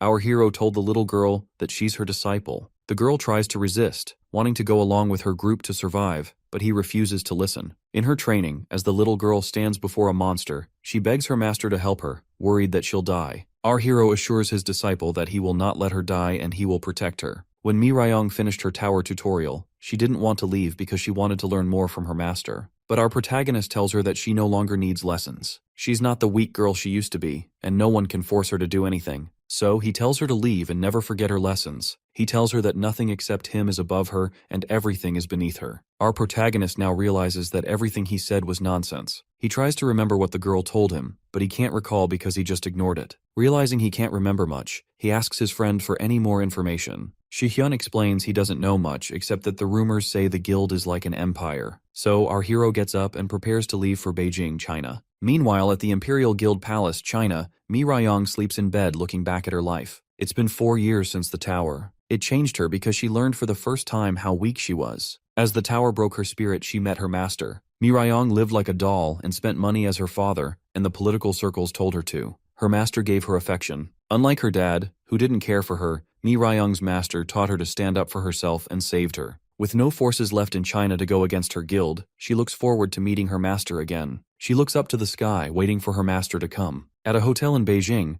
the Knights 5 and 8 freak out for being told to hunt down the man who killed their other fellows. They're scared to face him, but they have no options because they have to prioritize their tasks. They decide to stay in China to kill Hyuk Sun-woo first, but wonder why the boss ordered them to stop our hero. 5 and 8 know the man they have to hunt is too powerful, and Knights 1 to 3 will be perfect for him. There are 10 members in the Ares Knights, each numbered according to their strength, but that doesn't mean the bottom ones are weak. Instead, their powers have been increased by artifacts. However, they know it's best to not mess with someone who killed 4 of the knights so easily. Suddenly, they feel an earthquake, and a man is slammed into the wall. The knight turns around to hit the intruder, but the intruder slams him too. The knight raises his sword to block the attack, but the attacker smashes his sword. He confronts them for killing Chun Myung. The knight is confused, and suddenly all the swords point at his face. The man grabs the knight's head and smashes him into the ground. Since the knights killed Chun Myung, who the guildmaster was supposed to kill, the fighters have no choice but to take them. The next day at the Arang Guild training room, Seo Yoon tells our hero that he shouldn't go if he doesn't want to. However, our hero himself didn't go through a bad phase because his parents died in his teens, and he was too focused on survival. But he turned dark when he was in the tower, which wouldn't have been a problem if that didn't come out of the tower. But the problem is that his disciple is spreading that darkness all over China. Our hero sees the Imperial Guild's news but quickly ignores it, focusing on dealing with Hyuk Sun-woo and returning soon. However, Seo Yeon's concern is that this teleportation to another country is illegal immigration. But our hero ignores her concern, saying he's not going on a vacation, while Seo Yeon is left worried that he might cause new problems. Our hero leaves through the teleportation circle, and Seo Yeon worries that this time, he might not be able to handle stuff on his own. She then turns her focus to the girl making teleportation and sees how tired she is working overnight. She walks over to the girl to ask her about something. Meanwhile, our protagonist reaches the Imperial Guild's palace in China, and to his shock, his words to his disciple are written at the gate in bold letters. Suddenly, the guards walk in and see him as an intruder. Our hero realizes that he can't leave things like this, and takes a giant leap through the wall with the intention to destroy everything and then kill Hyuk-sun-woo. He breaks the board with his words on it. The guards call for reinforcements. Hyun-woo runs towards the guards, recognizing his mask. As he closes in, he's shocked to see them use his techniques. All of it was just a concept, but the techniques used by our MC were real martial arts. He's surprised that his disciple taught them everything. Realizing how wrong it all is, Hyun-woo suddenly stops and starts moving around using his techniques. The guards see our hero suddenly disappear and appear in front of their faces. He uses his Demon King strike and sends everyone flying. However, this time he controlled his power so that no one died. Suddenly, Mi-ryung calls our hero Master as she walks behind him. She recognizes his martial arts, technique, and posture and the gaze that looked over her. She walks up to him and asks our hero if he's her master. Hyun-woo speaks up and calls her his disciple. Mi-ryung did everything for her master. She changed the laws and the people, made a guild, and the names she learned were useless. She did everything for her master, who now stands before her. She bows before our hero, counting the days down to the seconds that she waited for him. The guild master of China's greatest guild, the 5th ranked in the world, the Imperial Dragon, bows to her master. Mi-ryung takes our hero to his throne and asks him to take a seat. Seeing his disbelief, she thinks he doesn't like the chair and tells him she'll have the maker executed. Hyun-woo is shocked hearing the girl's words and orders her to stay still. He sits on the throne and sees its elegance. He wonders how much money was spent on it. He wonders why he's sitting on the throne because he's not this kind of person. But Mi-ryung's obedient gaze is just too pressuring for him. Our protagonist wonders why this girl is like that because their relationship wasn't like that. He just saved her in the tower and gave her his martial arts. Until this part, it was normal, but all the teachings were only one-sided, and he didn't care much about it after leaving the tower. He calls his disciple to say something but then stops himself. Seeing her obedience, our hero starts sweating, confused why she's so favorable to him even after he tortured her so many times. However, he stops thinking much about it, but stopping Mi-ryung from spreading his cruel history over the world still remains his mission. He then uses his information authority to read her stats. Her personality shows as loyal, but seeing her extraordinary stats, he realizes she's not normal either. Hyun-woo then tells his disciple that he has a lot to say to her but asks about Hyuk-sun-woo first. Meanwhile, Hyuk-sun-woo lies crying in pain when our hero notices his withered condition. Mi-ryung explains that she took care of him for trying to assassinate her master, making our hero cheer up in excitement. Our MC kicks Hyuk-sun-woo to wake him up.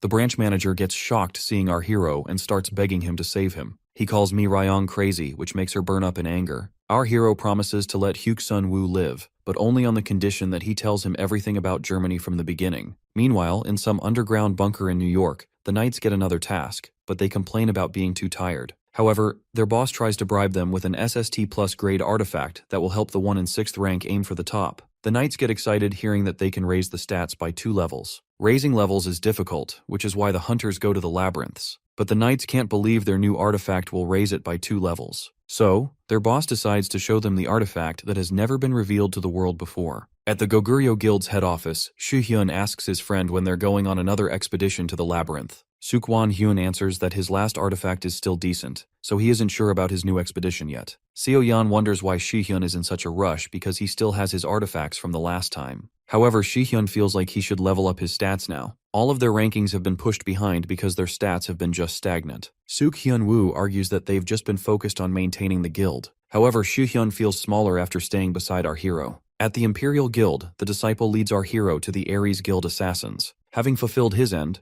Hyuk-sun-woo asks if he's now going to live. Our hero assures him that he will live and asks his disciple about the prison in the building basement. Mi-ryung explains that the prison was made by modifying a D-ranked rat's dungeon. Endless man-eating rats swam there, and anyone over C+ rank will be immune to attacks. However, they'll still be in endless pain unless they can escape. Our hero decides to put Hyuk-sun-woo in prison for 30 days. He tries to resist, but the disciple obeys the command and drags him out. Hyun-woo picks up the ring dropped by the prisoners. Upon examining it, he sees that it's the same as the ones he found at the auction. Since the prisoners are from the Ares Guild, he refuses to let them go. Our hero then proceeds to leave. His disciple worries that he's going out and asks if he will not lead her. Our hero says that he will discuss that with her later. She tries to talk, but he refuses to repeat himself. He tells her that he will talk to her after dealing with Ares' guild first. After our protagonist leaves, Mi-ryung turns to her disciples and orders them to kill any Ares guild members found in the area. Hyun-woo takes the ring to Eve. She examines it and realizes that the ring isn't an artifact because they are created by bringing objects created on other floors to the labyrinths after grading them with different methods, such as legends or their backstories, or giving them skills and adjustments. Our hero wonders what happens to the other floors if the objects are taken from them. Eve explains that those floors would simply be erased out of existence because the climbers need to destroy a floor in order to climb the tower. Our hero then wonders what exactly the ring is. Eve believes that it's a well-made copy made by a climber. Our protagonist now wonders if the Ares Guild has something to do with the climber. He remembers Eve mentioning the possibility of 2 climbers on his floor, and realizes that he might end up getting clues about the climber and screwing over the Ares Guild at the same time. He then shifts his attention to the mess in the room and tells his assistant to clean up. Our MC takes the remote and takes the console away. Eve sees the console disappear and starts crying. She begs the Guardian, promising to clean the room and everything, and begs him to give the console back. Meanwhile, at the Imperial Guild, a hunter sneaks into the castle to rescue the 2 knights and get rid of Hyuk's son Wu. But then, Miryong sneaks up behind her, asking him if he's from the Ares Guild. However, she doesn't care about it and decides to release all his anger on him. She leaps towards the hunter and punches him in the guts. Back home, our protagonist returns to his room after soothing Eve for deleting her saved data. He suddenly sees 2 hunters waiting for him in his room. His thought first goes to Soo-hyun, but realizes that he will return at dawn because of a shoot.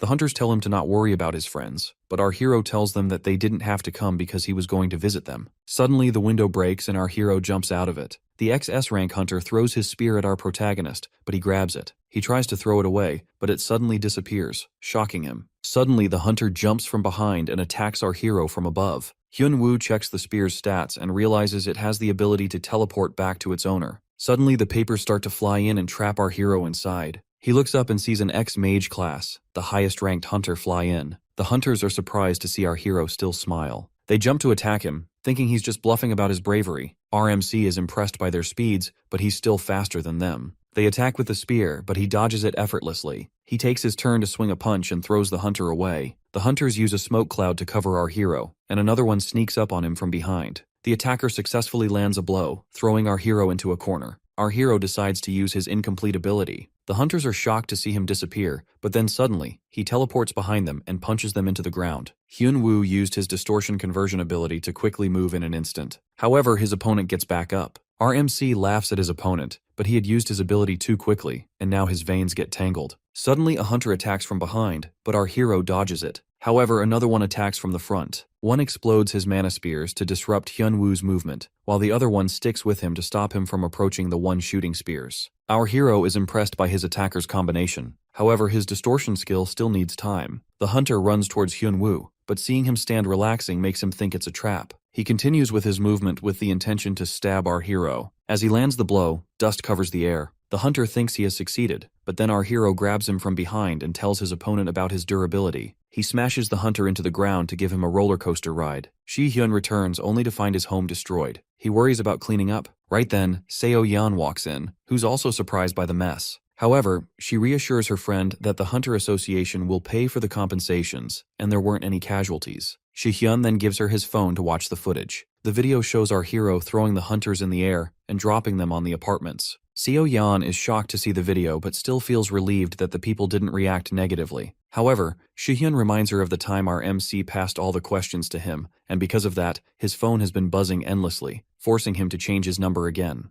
Hyun-woo leaves for Seo-yeon's guild to use the magic circle again and throws his friend an artifact to cheer him up. Shi-hyun sees the artifact's grade and cheers up in excitement. At Seo-yeon's guild, our hero reads through the news about Martin Brand. The hunter told our MC everything, that Martin Brand sent the assassins to kill him and he's hiding in a secret bunker. Hyun-woo replays the recording of the hunter spilling the secrets. Anya finishes the drawing, and our hero proceeds to teleport to Ares Guild's main office. Before leaving, he gives his phone to Anya and tells her to give it to Seo-yeon. The teleport activates, and our MC suddenly finds himself in a dark cave. He's confused, wondering if Anya sold him out, but then Martin Brand welcomes him from behind. Our protagonist plays with his confidence and reminds his opponent how he destroyed all of the assassins. However, Martin Brand reveals that all the knights were just baits to find out our hero's identity, like him being the guardian of the 9th floor. Hyun-woo is shocked. He checks his opponent's information authority, and seeing it hidden, he's shocked to realize that the Ares Guildmaster is a climber. Hyun-woo finds it convenient that he can solve all his problems at once. Martin Brand asks him if he knows the reason why he was called here. Our hero tells him that he was just too overconfident, like all the others before. However, Martin Brand answers that the place itself is a trap.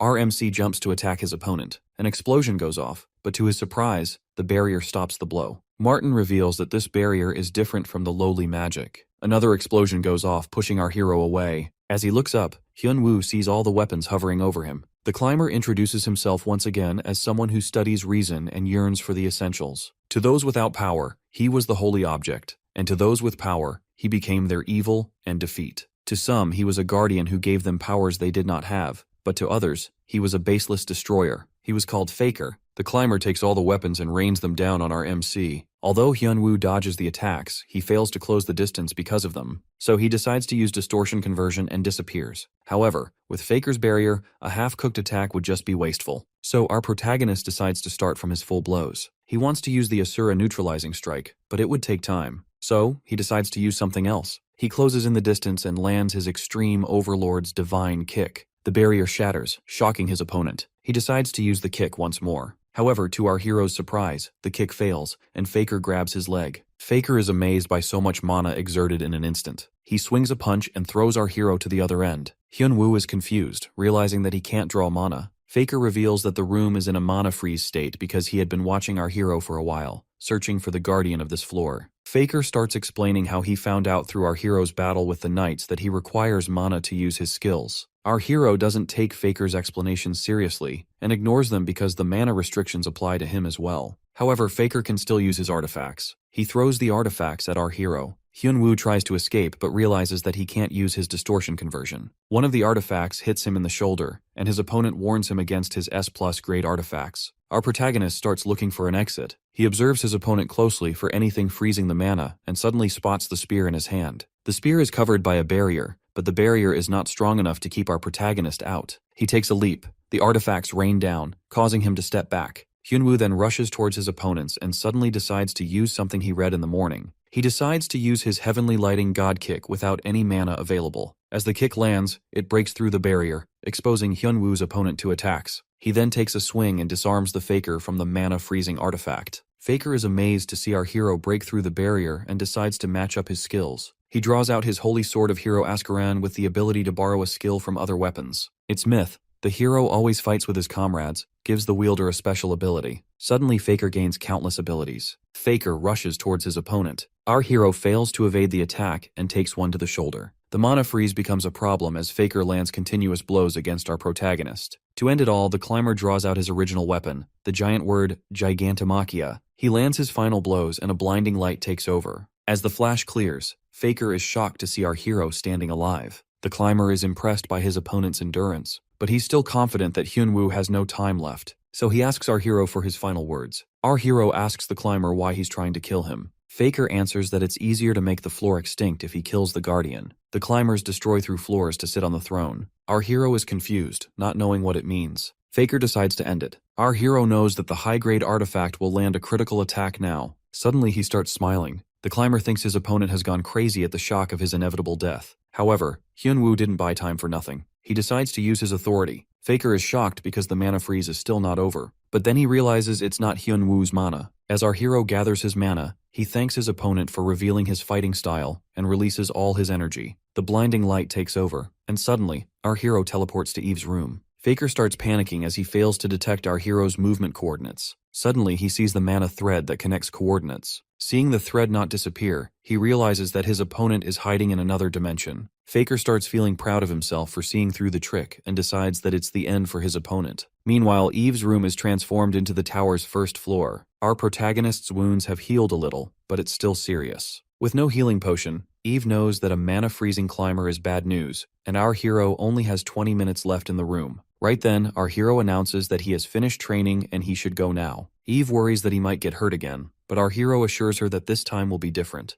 Hyun-woo teleports back to the battlefield and faces off against his opponent. He laughs at Faker for being overconfident while standing over his own grave. Faker calls him out for blushing and threatens to finish him off quickly. Our hero takes a deep breath to look back on his martial arts training in the tower. Most of them were from novels, but what he trained for was not martial arts, but to become a concept. In the novels, they were called principles. However, at the end, he left without being able to learn the technique. The problem was that our protagonist had many masters, but none to ask the questions from. However, in the 6 hours he spent in the system room, our hero gained enlightenment. All his endless training of methods in the books and his fights against the two climbers with different fighting styles all helped him reach the principle of the Flora movement. Suddenly, our hero deflects his opponent's attack, leaving Faker shocked. As our hero continues to deflect all the artifacts with his bare hands, Faker's confusion continues to grow. The climber sees no visible changes in his opponent, and his wounds still remain unhealed. Even then, he can no longer believe that it's the same Hyun-woo from 6 hours ago. Realizing the unmatched strength of his opponent, Faker knows he can't toy around anymore and needs to finish off the fight. He draws out his sword,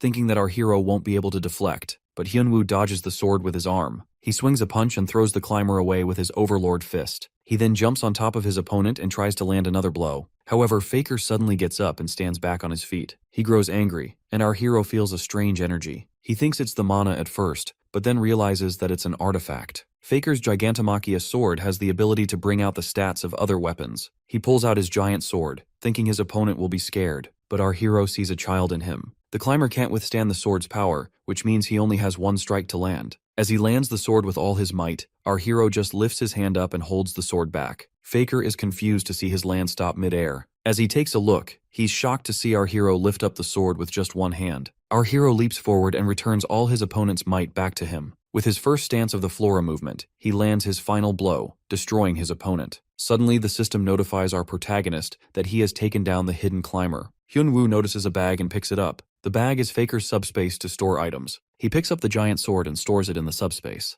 The system reveals the sword's stats. However, our hero finds it disappointing that he can't store infinite items. Hyun-woo decides to head back, but he has no clothes, no phone, and no idea of where he is. Right then, a knight opens the door to tell his guildmaster that it's time to head out. However, he is shocked when he sees our hero standing alone in the secret room. Hyun-woo jumps to the knight and smashes him down to get his clothes and his phone. 3 days later at the Hunters Association, the press gossips about whether or not our hero will expose Shi-hyun's attacker. Right then, Hyun-woo comes to the stage and announces that he has found the evidence behind the knights who came to attack Shi-hyun. He plays a recording of the knights revealing that Martin Brand ordered his assassination. The whole press is shocked. Our hero knows that the evidence might be put to question and assures everyone that he has the CCTV footage supporting the evidence, as well as more evidence to support the claim. He calls for the Aries Guild for an explanation and leaves. 3 days later in Gangdong District, the reporters gather around to question our hero about the Aries Guild branch manager's disappearance. Meanwhile, our hero tells his friends that they are in a tower whose 9th floor is Earth. However, his friends are having a difficult time believing that and the fact that their friend is a guardian who stops climbers. Our hero asks them to just accept it and ignore it,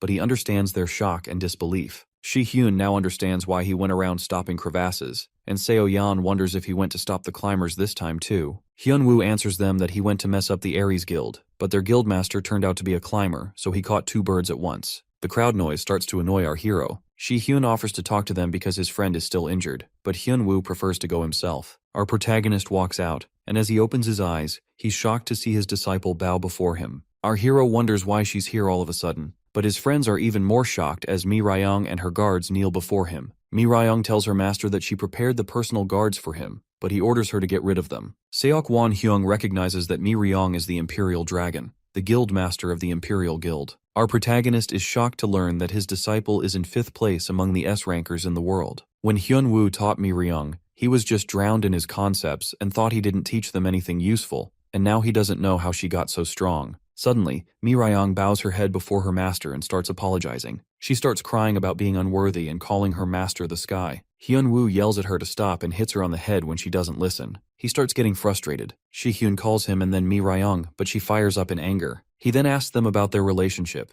and Mi Ryong answers that she's Hyun-woo's disciple. The noise starts annoying our hero even more, and his disciple offers to kill them, but he forbids her. Right then, our hero receives a message and leaves for the Sungnae district, because the Aries Guild finally replied. So, our protagonist meets Coward, the co-guildmaster of the Aries Guild. Coward hates that he has to deal with the aftermath of the guildmaster. He assumes that our hero took down Knight 6 and the guildmaster, which speaks for his level of strength. But due to the increasing internal issues at the guild, Coward has no choice but to deal with the problems. He asks what our hero wants, assuring full compliance, but freaks out when Hyun-woo asks all the dungeons to be handed over to him. Our protagonist reminds Coward that they can get completely destroyed if he says more to the press. He threatens to expose their secrets, and seeing Coward's face makes it clear to our hero that his guess hit the target. He decides to show them some mercy and asks for 40% of the Aries Guild's dungeons. Our hero walks out smiling and singing in joy. He sees Mi Ryong bow before him along with her guards again and tells her to send them away. As he prepares to leave, Mi Ryong sees Coward in the reflection and orders her masked warriors to assemble. Meanwhile, Coward is suddenly tied up and abducted.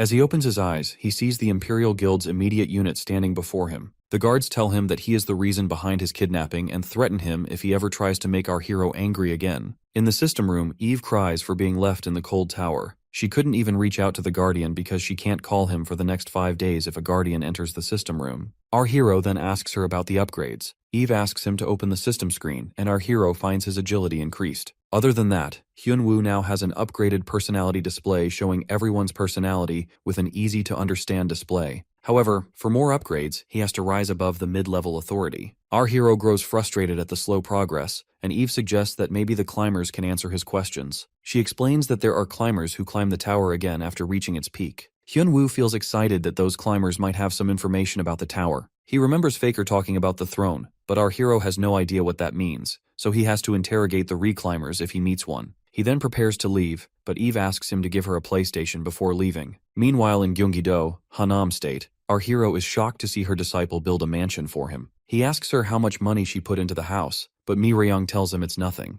Our hero is confused about why this girl is showing him so much loyalty and wonders if she has some hidden personality. However, the personality skill shows her as the absolute loyalty type. So, he asks his disciple if she's perverted, which freaks everyone out. Back home, Mi Rae-young feels sad thinking that her master is uncomfortable with her when our hero asks her if she has to go home. Hyun-woo assures her that it's not about that, but she has responsibilities as a guild master. But Mi Rae-young insists on being by her master's side. As she walks out of the room, Soo-hyun asks his friend why his disciple was being all giggly about him. He then asks our hero if he is going to the USA about the International Hunters Association's invitation. Hearing about the S-Rank World Ranking Evaluation, Hyun-woo remembers that it's probably about the money. But since he's rich, he sees no point in going. However, Soo-hyun argues that having the numbers up in the world's ranking is honorable. So our hero decides to go since he doesn't have much to do. A few days later in the USA, our protagonist is amazed by the huge World Hunter Organization's land. His disciple offers to make him a park that big, but he shuts her up. Shi-hyun greets Liam, the member of the Supreme Council, and introduces him to his friend.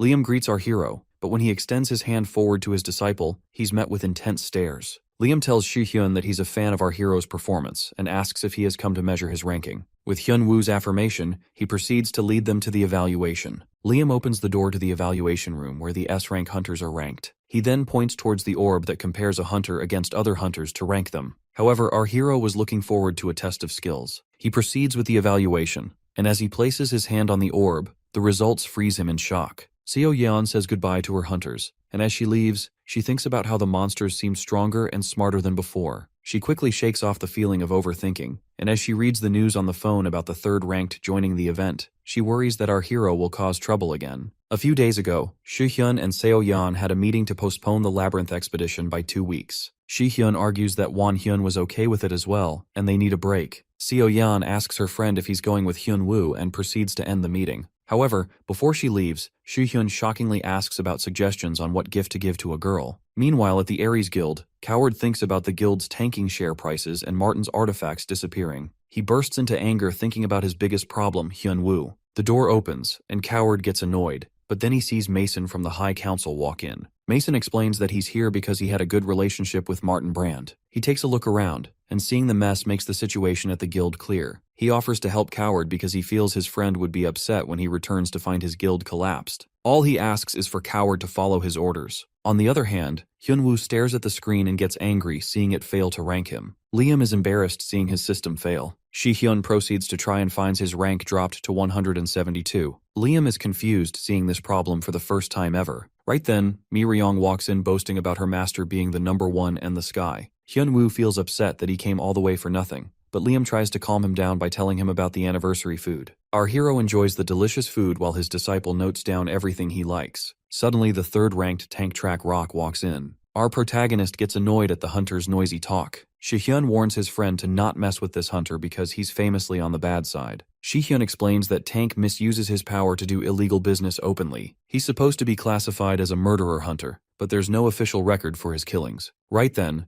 Tank notices our hero from the news and tells him to stop messing around, threatening to deal with him. Our hero returns the witty remark. Tank gets pissed off and takes a swing at our protagonist. However, Hyun-woo ducks down and decides to teach the hunter a lesson. He swings the Overlord's fist, smashing Tank into a wall. Tank gets back up, Shi-hyun realizes that this hunter's only talent is the indestructible immortality. The third-ranked hunter picks up a giant stone slab and throws it at his opponent. However, our protagonist smashes the slab with just his elbow. Tank sneaks up and lands a blow on our hero. Liam sees the destruction and worries that this fight will lead to empowering Mason's side if it continues. Tank boasts about his strength, thinking that he has defeated our hero. Right then, Hyun-woo gets back up, claiming that it didn't even tickle him. He then returns the favor with another punch. Seeing his opponent take his brunt, Hyun-woo gets excited to finally have someone to test his martial arts on. He takes another swing and knocks Tank out. Shi-hyun is impressed seeing Tank take his friend's attacks like that. As our hero stands on top of Tank, he realizes that beating the third-ranked hunter should now make him the third-ranked. Meanwhile, a master congratulates his disciple for completing his Hyolma divine technique and mastering the Hyolan suppressing madness easily. The disciple now has completed the martial arts of Cheonma and Jongpa, and now he wants to climb to the top and meet his first teacher. Seo-yeon reads the news of our hero's fight with Tank. Seok-won-hyun tries to reassure her that their friend can take care of himself, but Seo-yeon worries that his power could be disastrous. Suk-won-hyun remembers how Hyun-woo took down the rotten world of hunting and understands that our hero has multitudes. But then, Seo-yeon asks his friend if he knows anything about Shi-hyun because she thinks he has a girlfriend.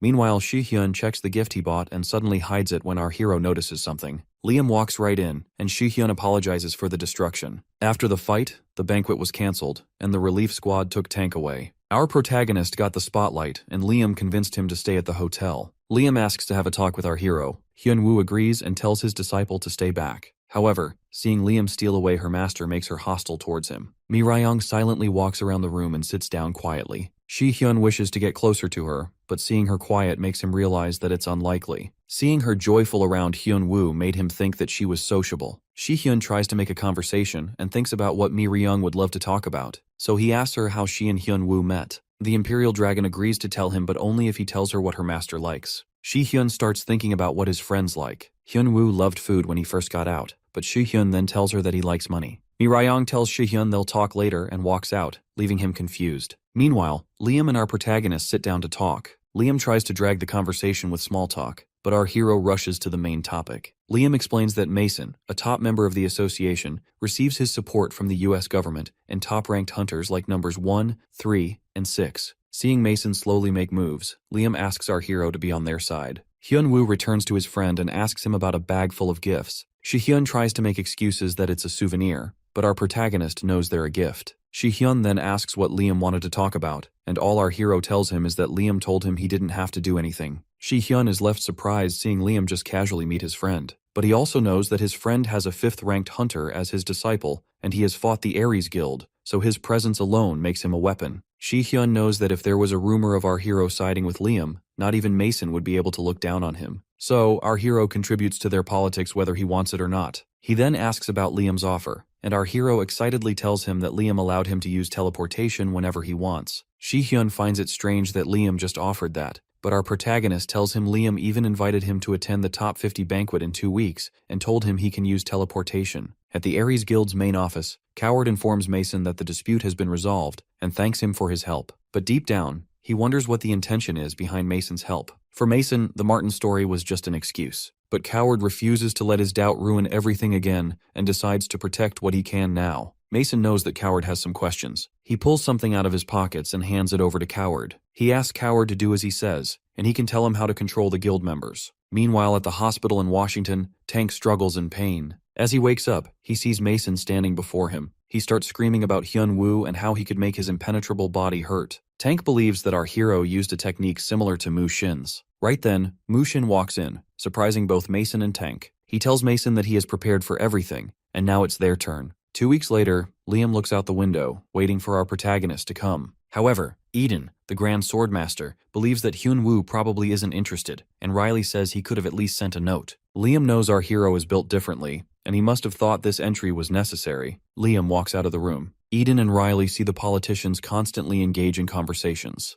Liam talks to a few people, but then Eden drags him away to show him something else. As he turns around, he sees Mushin standing in the crowd. Riley is surprised because he hasn't shown up since becoming one of the top 5. Liam feels a strange uneasiness. A man walks up to Mushin and tells him he didn't expect to see him. Mushin grabs the man's head and smashes it in an instant, leaving everyone shocked. At the Orang Guild, Seo-yeon asks Hyun-woo to make the teleportation circle someplace else because it's her guild. Our hero thinks that no one is at the guild but decides to switch places when Seo Yeon tells him she strictly prohibited people from entering here. However, Anya feels upset that she will have to draw all over again. She has a lot of work to do, and redrawing the magic circle will take her 2 weeks of night shifts. But our hero assures her that she can draw in the morning and he will find her replacement for work. Anya goes back to drawing excitedly, and Seo Yeon asks her friend if he has considered Liam's offer. Hyun-woo believes that the magic circle will be convenient to travel around the world since he's always on the move. He worries that his being late might cause casualties. Suddenly, someone bangs at the door begging for help. Seo Yeon realizes that the person her friend kidnapped is still locked up. She rushes towards the door. The knight opens the door, but she smashes it shut. Our protagonist opens the door and sees the knight trembling in fear and promises to tell him everything. Hyun-woo is surprised to see that a month of lockup just got him trembling. Meanwhile at the banquet, the hunters massacre the people around, smashing them into pillars and walls. Liam guides the civilians out, but seeing the hunters bleeding dead over the ground sends shivers down his spine. Suddenly Tank jumps behind Liam to attack, but Eden jumps in with the sword and blocks the attack. Riley struggles to hold her ground and hurries Liam to run. Seeing the corrupt hunters kill everyone, Liam asks them why they are doing this. Mushin tells him that it's important for the destruction of the world. Right then, our hero walks in to save the day again. Our hero reaches the scene barely on time and asks Liam to explain the destruction. Mushin walks up to him and introduces himself, but our hero has no idea who that is. His disciple explains that Mushin is the #1 ranked hunter. Mushin threatens to get rid of our hero, which makes him wonder if he knows him. But Mushin explains that all he knows is that he needs to kill our hero to climb the tower and takes a shot at him. Our hero takes the shot in his hand and wonders if his opponent is a climber. He uses his information authority to check his skills and realizes that his enemy is not a climber. Mushin adds that he is not a climber yet, but he will be one. All he needs to do is leave his position to reach the end, and he needs to kill our hero for that. Mushin leaps towards Hyun-woo and swings a fist. Just as the fist closes in, our hero flips on his hands and tries to kick his opponent. But to his surprise, Mushin blocks it. Having met someone with martial arts, Mushin suggests going out and sends our hero flying through the walls with a punch. Mirayong tries to follow them behind, but Tank blocks her way. Our hero and his opponent go toe-to-toe outside. As he takes his attacks, he realizes that Mushin's power is no different than a climber. Realizing the stacks, he decides to skip to the climax. The mandalas surround our hero, and he suddenly feels the mana around him increasing. The Asura nullifying fist was not useful for our protagonist because it takes a lot of time. However, if it can stop the opponent from moving, it makes it worth it. The 10-step extermination is also not possible, so to increase the mana around him, our hero needs the one in the mandala. He gathers all his energy and rains it down on his opponent. As the Asura nullifying fist lands down on Mushin, to our hero's surprise, he takes it unscathed. Our hero is shocked seeing his opponent take the full force of his attacks. Mushin shows disappointment in his opponent's power and suddenly teleports behind him. He smacks our hero down into the ground and tells him that his moves are a mockery of martial arts. Mushin explains that everything about Hyun-woo's martial arts is wrong. His mana just overflows through his bloodstream, and he just simply releases it. Mushin reveals that he has practiced martial arts for hundreds of years, and our hero can't defeat him. Hyun-woo is surprised, thinking that his opponent is not human. He reads his stats and realizes that the first place shouldn't be possible with those stats. However, it's because of his item memory regression skill. Mushin reveals that he is a mortal human, but his skill allows him eternal time training. So, he practiced all sorts of martial arts by temporarily escaping his mortal existence. Our hero still stands confused. Mushin summons his mana to show his opponent the true martial arts. Mushin sends our hero in the air with his attack. He leaps up and smashes him back to the ground with the Cheonma fist. Our hero hits the ground, and before he could get back up, Mushin smacks him down with a blue dragon kick. He continues to attack our hero with different martial arts combos. To Mushin's surprise, our protagonist endures all the attacks. Hyun-woo knows his opponent is strong, and anyone else would have been dead already. He thinks about running away like before, but he knows that his disciple would just become the next target. So, he decides to face his opponent with his final technique. Just when he worries that his body won't be able to withstand it, the system suddenly notifies our hero that his durability will go up. Mushin decides to end the fight with his mysterious dragon-flying attack. But surprisingly, our hero disappears. Hyun-woo jumps from behind, taking his opponent by surprise with a Cheonma fist. As he punches his opponent, Mushin realizes that our hero's MP is now controllable. However, he's confused seeing that it's not even a reinforcement. Our hero decides to repay his opponent and returns the same combo of martial arts. He sends Mushin into the air with the Northern Sky Divine Technique. Mushin is confused, and our hero explains that he put all his MP into his eye to watch his opponent use his MP. Because of Mushin's extremely refined MP, our hero could easily understand his moves. Mushin is shocked to see his opponent learn skills just by seeing them. However, our hero doesn't just see. With all his fighting experience till now, the tremendous MP he maintained, and his wide Q1 channels, our hero made it all possible, and now he decides to test out what he has learned. Meanwhile, seeing Mi Ryong face Tank, Liam worries that she, as a 5th-ranked fighter, can't win against a 3rd and 6th-ranked combined. Tank makes fun of Mi Ryong's size and laughs at her, calling her master a dead corpse. Mi Ryong gets angry. She waited a while to watch her master's cool fight,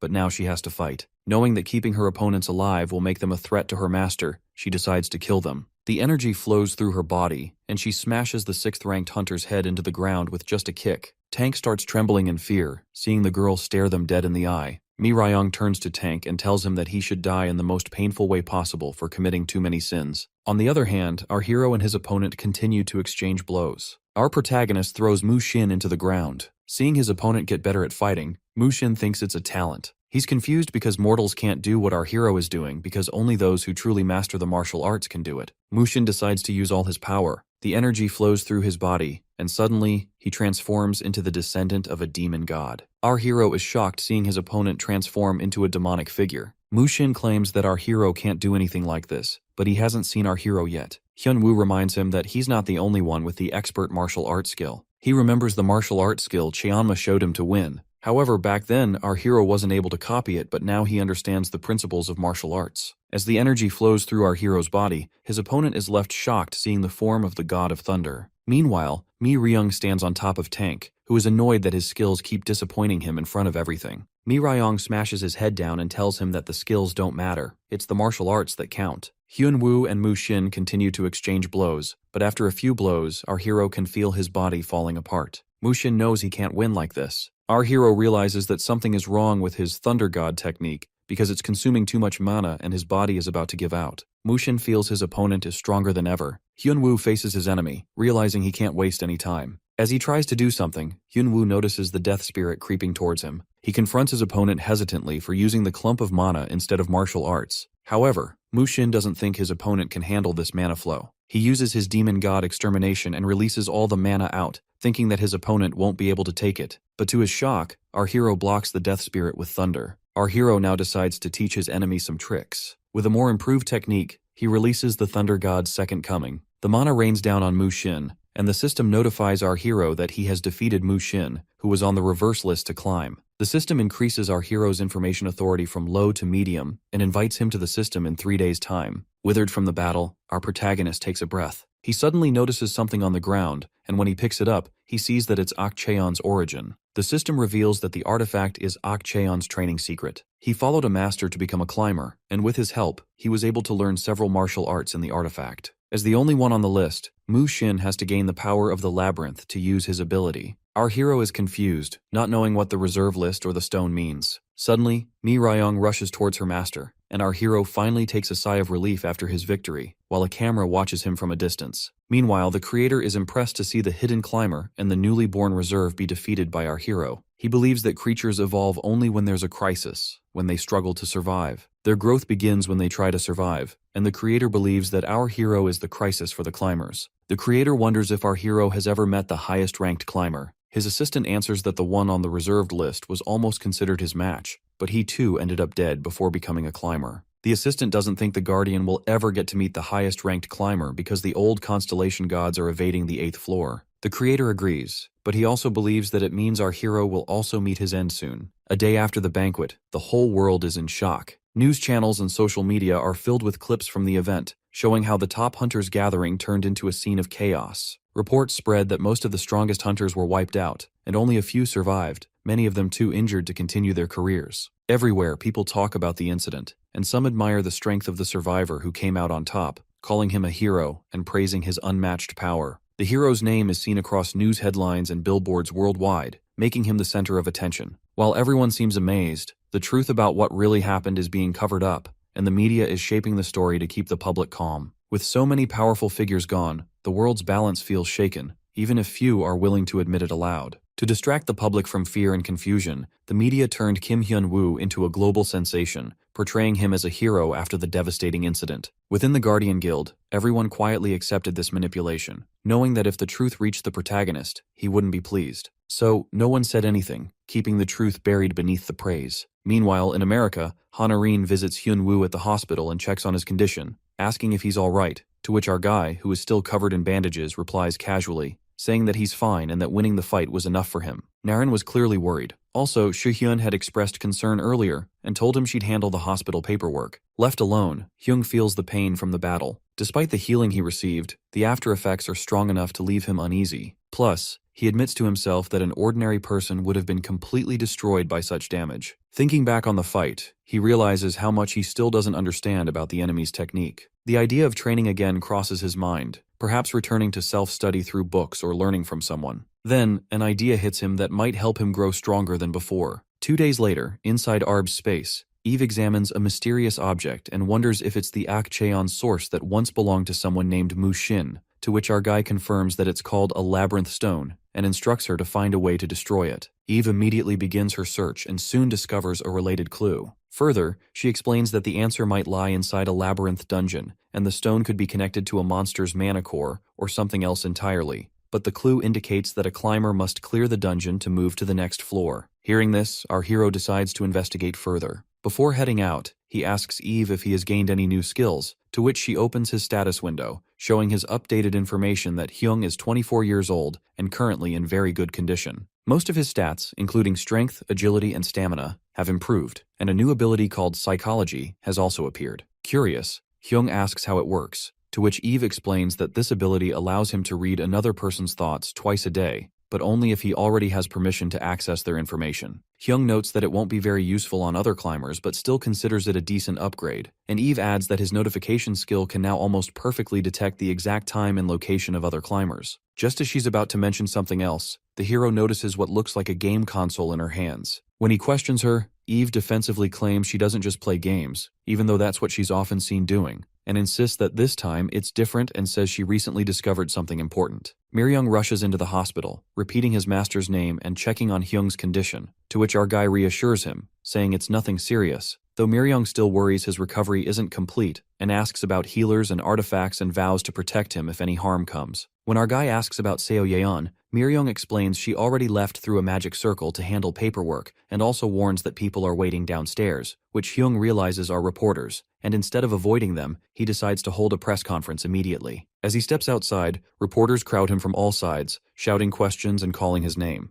Irritated, the protagonist tells them to quiet down, pushing through the crowd when one of them blocks his way, and the scene ends with reporter John Michael criticizing Hyung's behavior and mockingly suggesting that he should remind him how deadly can reporters be. Later, Hyung gets interrupted when John loudly accuses him of using the banquet massacre as an excuse to eliminate hunters he disliked. After hearing this, Hyung stays calm and tells him he hasn't finished speaking, but John keeps pushing, twisting his silence as proof of guilt. Growing irritated, our guy tells him to leave. When John claims the rumor came from the internet, the hero demands to know the source, but the reporter hesitates. Finally, Hyung warns that if John doesn't walk away within 30 seconds, the interview will end immediately. Nearby, Miryung observes the situation and quietly orders someone to handle John. Sometime after the press conference, Soo-hyun comes across an article claiming that Hyung left the reporter's questions unanswered, but surprisingly, told one to leave politely, which Soo-hyun finds hard to believe, noting how unusual it is for Hyung's tone to sound so calm and different. Soon after, our guy returns, and Soo-hyun greets him, asking about his recovery, to which Hyung says he's feeling much better and mentions he plans to visit a dungeon soon. Soo-hyun is surprised, reminding him that he hasn't gone on hunts for profit in a while, and wonders if he's after artifacts. After this, our hero explains that he only needs to confirm something and wants to join Soo-hyun's guild for the expedition instead of using his own. Soo-hyun points out that dungeons are dangerous and impossible to navigate without a proper map,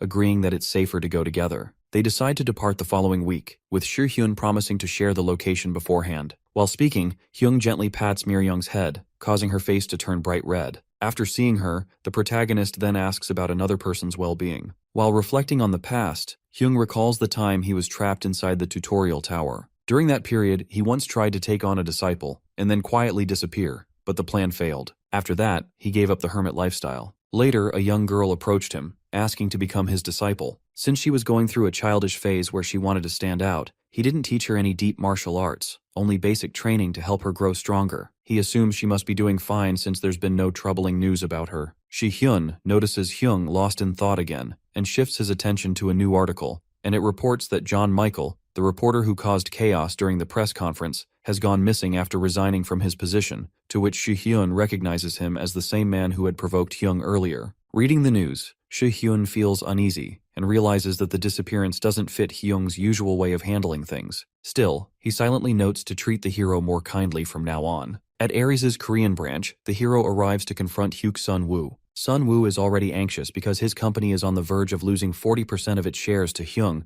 and knows he can't ask Mason for help since the recent massacre scandal has tied Mason's side to the chaos, and public scrutiny is closing in. To make things worse, Liam has started gaining political influence from the fallout, putting Sun-woo in an even tighter spot. When Hyung enters, he greets him casually, cutting straight to business. Sun-woo tries to stall, saying he'll negotiate to reduce the share loss, but our guy makes it clear that he doesn't like wasting time and instructs him to only answer with yes or no from that point forward. After hearing this, Sun-woo tries to protest but quickly realizes the danger he's in. Then the protagonist plays a recording in which a desperate voice echoes. A man known as Number 6 pleads not to be locked up again, revealing the cruel methods Ares had been using behind closed doors. Hyung uses this as a reminder of the company's sins and warns that refusing his offer will only drag Ares into deeper ruin. When he asks Sun-woo if he still wants to see this fight through to the end, Sun-woo breaks down completely and answers no. In Hanam City, Mir-young oversees a meeting about securing control over nearby guilds after eliminating outside interference. Her subordinates report that everything has been handled successfully, and she praises their efforts. Her subordinate quietly notices how much she's changed.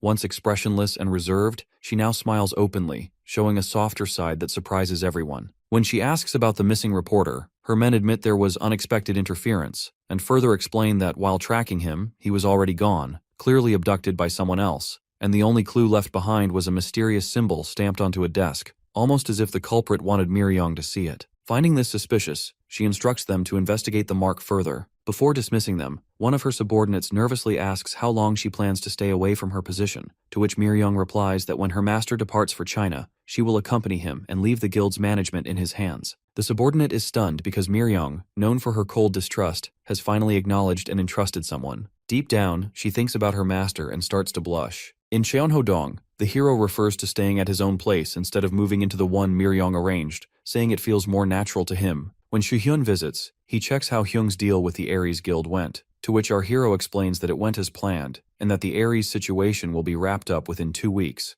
though he still needs to take care of something major before then, something linked to more than 40% of the guild's ownership. Through his psychology skill, the protagonist picks up hidden intentions, realizing that one of Ares' men plans to set up a suspicious device inside a dungeon on Mason's orders, and understanding that Mason's influence is behind this, he decides to step in instead of watching from the sidelines. At the same time, in the ghost sewer dungeon located in Uijeongbu, Ares executive Oh Seok-hyun moves cautiously through the area, relying on his concealment ability to avoid monsters. Moreover, he repeats to himself that all he has to do is bury an object in the sand, just as Mr. Coward instructed. Nervous but driven by the promise of promotion, he begins to dig. Suddenly, he notices something unusual, someone's shadow near him. When he looks up, he becomes shocked because Hyung is standing, holding the stone. Hyung arrives at the scene after 6 hours, finding Hyuk Sun-woo terrified and begging to be saved. His bodyguard is nowhere to help, leaving him more anxious. The hero mocks the panicked hunter, telling him to stop overreacting since they're already being lenient, to which Sun-woo realizes how bad things look,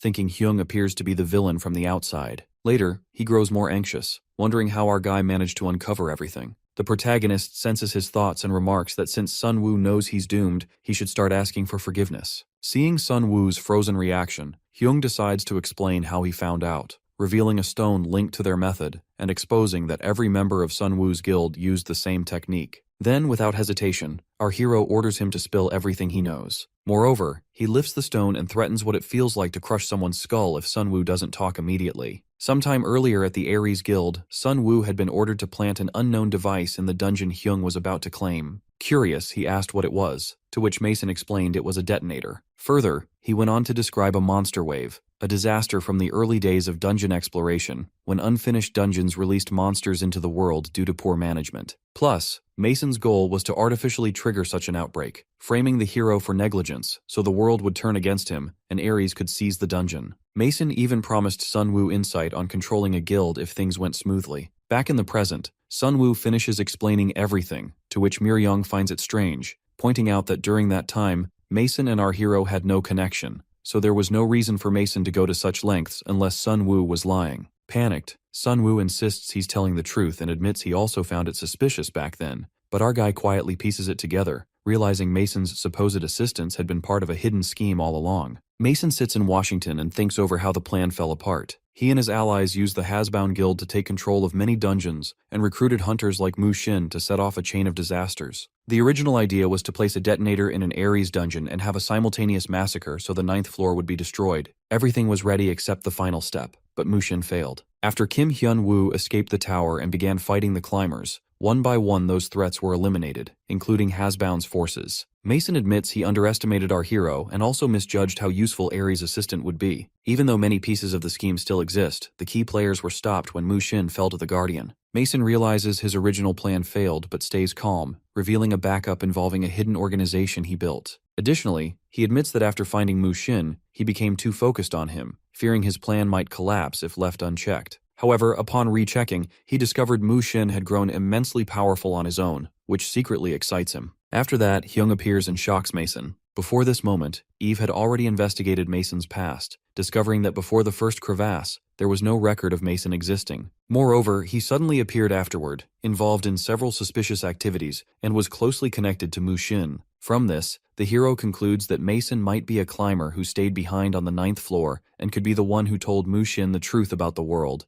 to which Eve warns our hero not to confront Mason yet, since his body is still weak. Despite the warning, our hero finds Mason's location, and Mason is shocked by his sudden appearance, but Hyung tells him it doesn't matter how he got in. Using his information authority skill, Hyung confirms Mason truly is a climber. With the evidence already gathered, he declares the confrontation is inevitable and orders Mason to run, signaling that the real fight is about to begin. Hyung launches his attack with full-limit blue meteor kick, attacking Mason hard and sending him crashing to the ground. Mason tries to curse but is cut off as the hero prepares to end the fight quickly. However, before he can move again, his body suddenly freezes, leaving him unable to control his movements. Mason rises unharmed, revealing that Hyung has fallen into his trap. As our guy collapses, he's shocked that his body is not moving and feels stuck. After that, Mason mocks him for rushing in blindly without proper knowledge, saying he underestimated what was waiting inside, and further explains that he would have let someone else deal with Hyung, but now he'll handle it himself. Later, he introduces himself as Un Ryong Sa,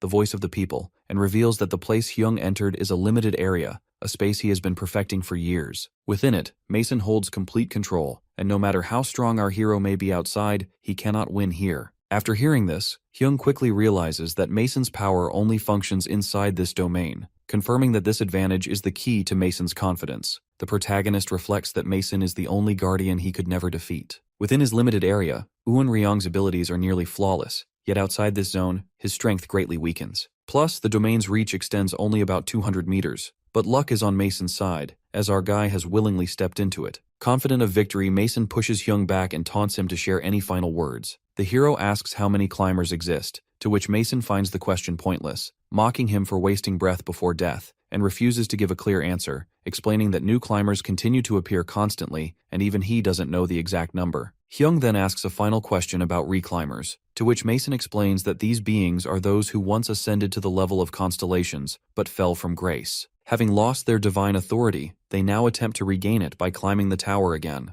In other words, reclimbers are former gods trying to reclaim their power. Further, the protagonist questions Mason's explanation about former gods, but soon realizes the conversation won't continue, and also Mason declares the talk over, claiming he has already shown enough mercy to someone about to die. Hyung agrees, calling such generosity excessive for a doomed man, and suddenly stands up, something Mason thought impossible within the limited area. After seeing this, Mason becomes shocked and demands to know how Hyung can move when his powers should be sealed. Later, our hero explains that he has already seen through Mason's tricks, revealing that Un Ryong's so-called ability merely manipulates mana, to which Mason panics and tries to force control, ordering Hyung to stop moving, stop breathing, and even kill himself. But Hyung resists completely. Through experience gained from his previous battle with Mu Xin, Hyung learned to detect and dispel mana that infiltrates the body's ki channels. It's the same technique Mu Xin used when blocking the Asura nullifying fist. Though the hero admits he still lacks mastery and channels his own skill, he launches a devastating move, the Overlord's Phantom Kick. Hyung assumes Mason wasn't anyone remarkable since no system notifications appeared after the fight, leading him to believe Mason escaped. Meanwhile, Mason, heavily injured and barely alive, survives only because he used teleportation. Though his body is damaged, he reassures himself that he can recover. Reflecting on his backup plan, Mason recalls how his underground Mexican organization expanded into a massive secret network spanning all of Europe. Confident that this power will let him rebuild from scratch, he steadies himself, just as a familiar girl arrives before him, reminding Mason to greet her, to which he notes it has been a while since they last met. Hyung presents an audio revealing Mason's true identity as Eun Ryong-sa and his plan to destroy the 9th floor. After hearing the audio, Liam is stunned and realizes the evidence can completely dismantle Mason's political standing in the International Hunter Association. Understanding its potential, Hyung proposes a deal that Liam should manage the media to prevent further interference from reporters. In exchange, this will help Liam eliminate Mason's faction smoothly, benefiting them both. Liam agrees, noting that once the recording is privately released, Mason's faction will scramble to cover it up, but the balance of power will shift once he becomes the top congressman. After sealing their agreement, the hero prepares to leave, but Liam stops him to ask about the recent mana explosion at Mason's mansion, to which Hyung admits Mason isn't dead yet. Also, he and Miryong found no trace of him, proving he escaped. Since no death notification appeared, our guy concludes Mason is still alive. Frustrated, he decides to avoid politics, but insists on tracking Mason down again, only to suddenly pause mid-sentence as something unexpected happens. In another location, Mason meets with Ha Narin. She asks Mason the reason for his tiredness, to which he mentions having handled some matters, casually referring to Kim Hyun-woo, the man he calls a nuisance who delayed their hidden operations, to which Ha Narin responds indifferently,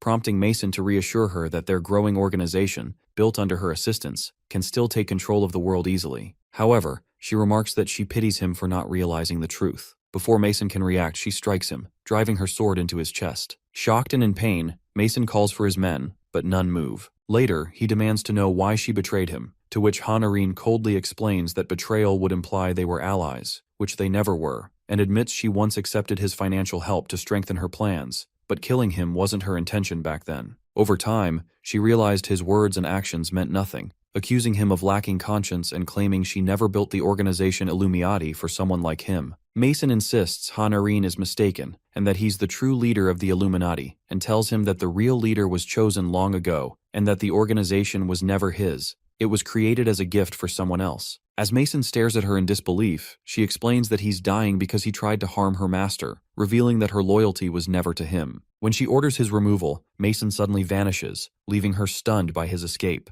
Realizing he's one of those with special abilities, she composes herself and quietly vows to her true master that no matter what battles lie ahead, she promises to support and protect them at all costs. A system notification announces that a hidden climber named Eun Ryong-sa has been found and killed in Mexico City. Eve confirms his death, leaving Hyung puzzled since the timing feels off because Eun Ryong-sa had escaped earlier in good condition. After hearing this, the hero wonders whether the man died from his injuries or was killed by someone else but quickly dismisses it, satisfied that his mission is complete. Afterwards, Eve informs him that there are no more hidden climbers, and as Hyung prepares to leave, she excitedly asks for the latest VR equipment, saying it will help her perform better, to which Hyung awkwardly agrees before heading out. Later he meets Mi Ryong. Once everything is set and they sit in the car, Hyung instructs the team to move toward their next destination, the Labyrinth Dungeon. As the hero and Mi Ryong sit in the car, he decides they'll head out immediately, saying there's no need for the others to prepare since Mi Ryong alone is sufficient. While on the way, our hero checks his phone and sees breaking news spreading worldwide that Mason has been exposed as one of the main perpetrators behind the Hunter massacre and linked to Mu Xin's assassination attempt. The media confirms that Hyung's earlier plan worked perfectly, and he no longer needs to worry about Mason's downfall. Soon after, the focus shifts to their next mission involving the incomplete Akcheon's origin and the Labyrinth Stone, which still reads 0%.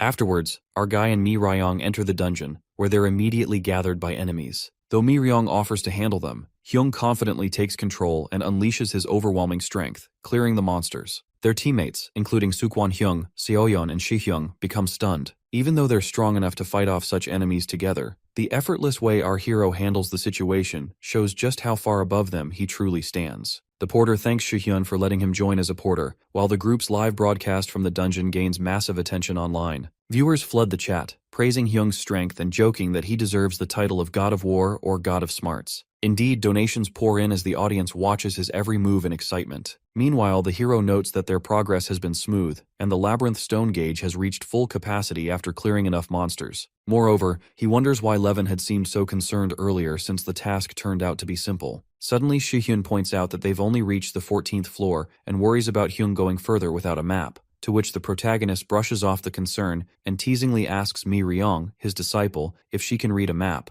only to drop the question midway. When a porter offers to join them and navigate the upper levels, Hyung reminds him that leaving would end his day's pay. Still, the porter insists on going because deep down he wants to earn money from the live stream and volunteers to lead the way, leading our guy to let him follow as they prepare to advance higher. At Naren's castle, a terrified man pleads for his life as Naren interrogates him. He has no idea why he's being punished, but Naren accuses him of angering her superior. He thinks that she's referring to Kim Hyun-woo as her teacher, but she's not, and begins torturing him, demanding answers, while he cries that he didn't know anything. After that, Naren slaps him and calls him a liar, reminding him that the news coverage about her teacher was supposed to remain tightly controlled. The scene then shifts to a past moment at ACC's joint lounge. The same man had been talking to his superior, Naren's master, expressing suspicion about how every article on the hero painted him too positively. Further, he questioned why there were no rumors or scandals when reporters usually chased controversy, to which Naren's master warned him not to dig deeper and to simply follow the public narrative, explaining that positive stories about Hyun-woo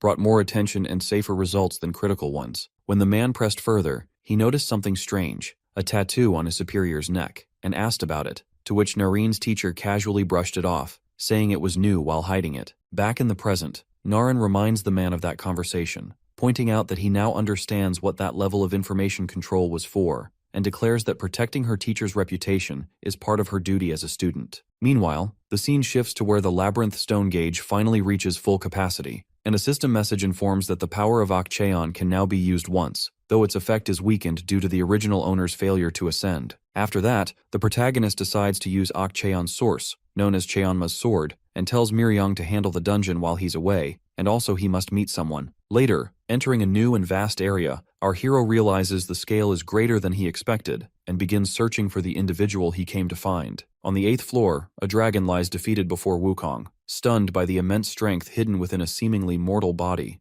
Wukong mocks the creature's shallow judgment, declaring his true identity as the great divine sage, the one who once conquered the heavens. In another place, Hyung suddenly comes face to face with Cheonma, who surprisingly recognizes him. Confused, our guy recalls that Ok Cheon's ability was meant to send him into an item's past to learn its martial arts techniques, but Cheonma's reaction suggests otherwise, hinting that this place isn't just the past, it's an alternate dimension. When Cheonma asks if he's also dead, to which Hyung reacts with disbelief, demanding an explanation, but Cheonma ignores him. The protagonist tries to stay composed after being ignored, piecing the situation together and further realizing that after using Ok Cheon's source, he successfully traveled to the past to meet Cheonma. However, something is off because Cheonma shouldn't recognize him, yet he does. Remembering that the source's power had weakened, our hero wonders what kind of space he's really in. Deciding to focus on his goal, he asks Cheonma to teach him martial arts, to which Cheonma dismisses him bluntly, refusing to cooperate. The hero persists, but Cheonma grows increasingly irritated, telling him to leave. Holding back his anger, the hero admits inwardly that it's understandable that no one would want to train the person who once killed them and tries one last time, asking to at least see a few moves, but Cheonma curses at him again. Finally losing patience, Hyung snaps back, offended when Cheonma mocks his past words about being a 10-second teacher. Afterwards, the hero challenges Cheonma, provoking him to face that same shitty talk once more, to which Cheonma remains calm, noting that Hyun-woo's mana presence has grown stronger since their last fight. After that, the hero taunts Cheonma, reminding him of his past defeat and challenging him again. However, Cheonma confidently replies that losing isn't an option anymore since Hyun-woo can't kill him. Refusing to back down, Hyun-woo insists they can test it right now. After that, our hero attacks to prove him wrong, but Cheonma easily dodges and knocks him down. Hyung is stunned, realizing he couldn't even track his opponent's movements. Indeed, Cheonma notes that he's faster and stronger than before. When Hyung tries again, the result is the same, and he's effortlessly defeated. Confused, the protagonist wonders why the fight feels completely different from their past encounter, when he could at least fight back. After this, Cheonma explains that during their previous battle, his power had been restricted by a limitation, and further reveals that both of them were climbers then, and such restrictions bound his full strength. When Hyun-woo questions this, Cheonma continues, explaining that climbers in the tower are not ranked by pure strength, but by their achievements. Whether they're heroes who save the world or villains who destroy it, the tower makes no moral judgment. Instead, it only measures accomplishments and assigns rank accordingly. The protagonist quickly grasps that once a climber reaches the mid-level, their strength becomes limited, to which Cheonma acknowledges his understanding and explains that his combat ability was once equal to that of a top climber, but within the tower, his power was restrained due to a lack of achievements, just like when they fought before. Without warning, Cheonma ends the conversation and tells Hyunwoo he'll demonstrate martial arts moves since he's feeling bored, but only if Hyung can kill him. By how sudden it is, our hero accepts the challenge, saying he'll only beat Cheonma close to death since killing him would defeat the purpose of learning martial arts. What's more, Cheonma tells him to fight with full strength and not to worry, because dying here wouldn't mean dying for real. Confused, Hyung asks what he means, to which Cheonma simply replies that he will need experience to learn.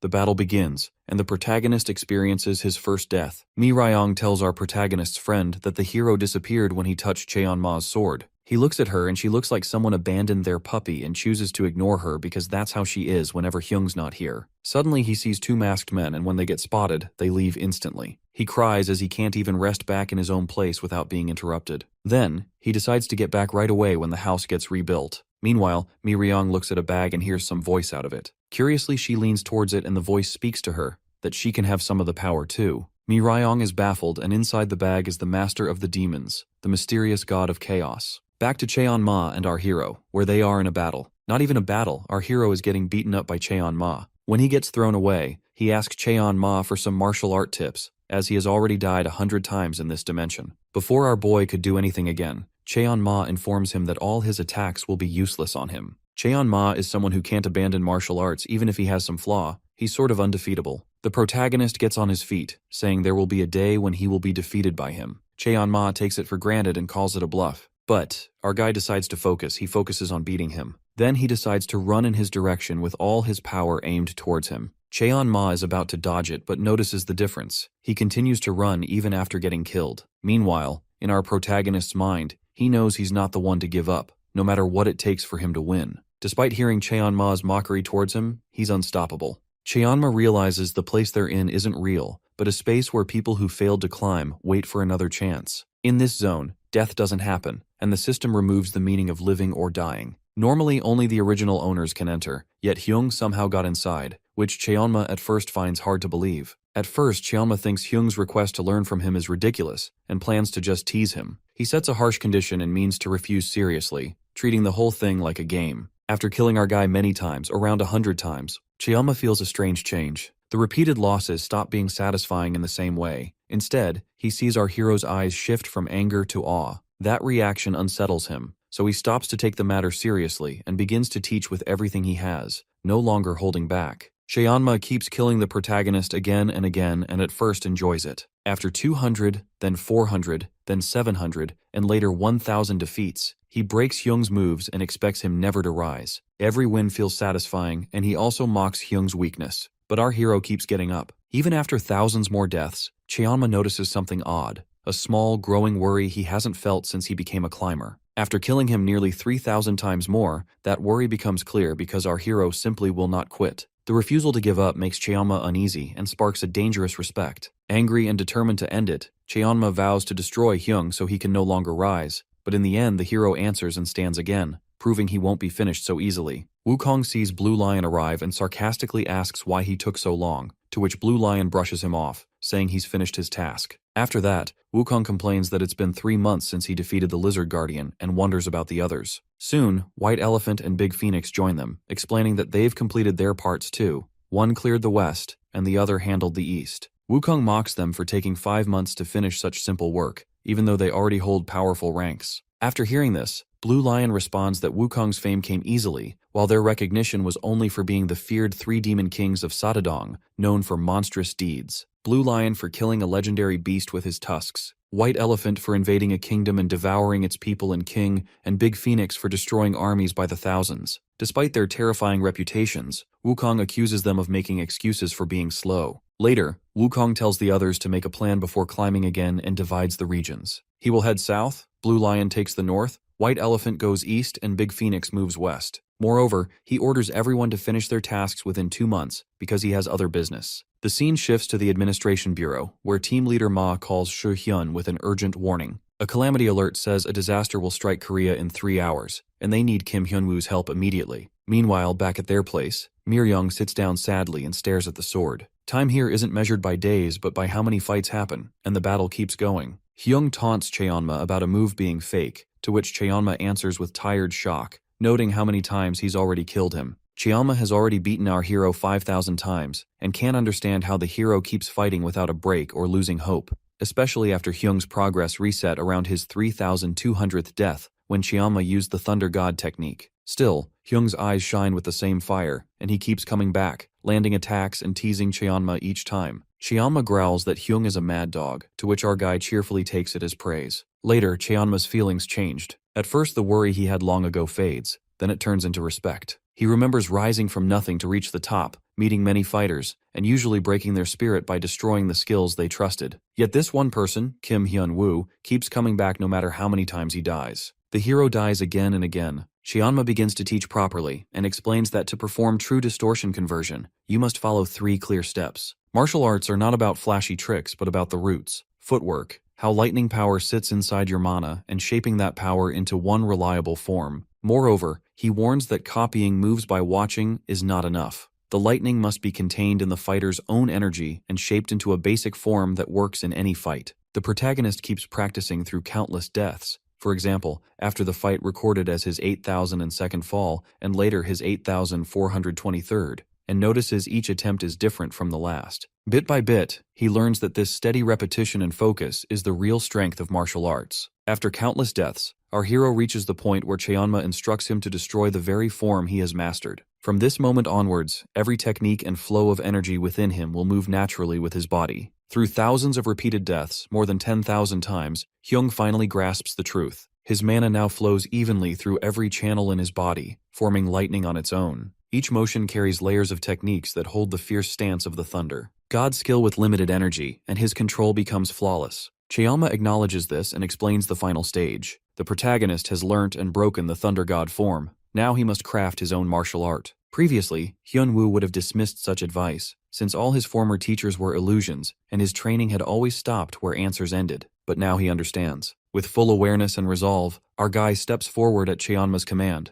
ready for what comes next. In the American Association's control room, people scramble as evacuation efforts fall into chaos. Officials estimate about 10 minutes remain before the disaster hits. At first they weren't alarmed because Kim Hyun-woo was their main responder, but then calamities popped up in Thailand and Mexico too, and finally one was detected in South Korea. Now there are 4 simultaneous disasters, and only one Kim Hyun-woo, so the team asks how each country is handling things. Thailand and Mexico called in major guilds and top-ranked hunters, while the American side prepared its own heavy hitters. The priority is the local calamity first, since the hero lives in Korea. The trouble is, he cannot be reached because he has been gone for about 1 month, and keeping that secret is no longer possible. With no idea when he might return, Soo-hyun and his team decide they cannot wait any longer and must act together. At the end, Soo-hyun turns to the Imperial Dragon and asks what she will do next.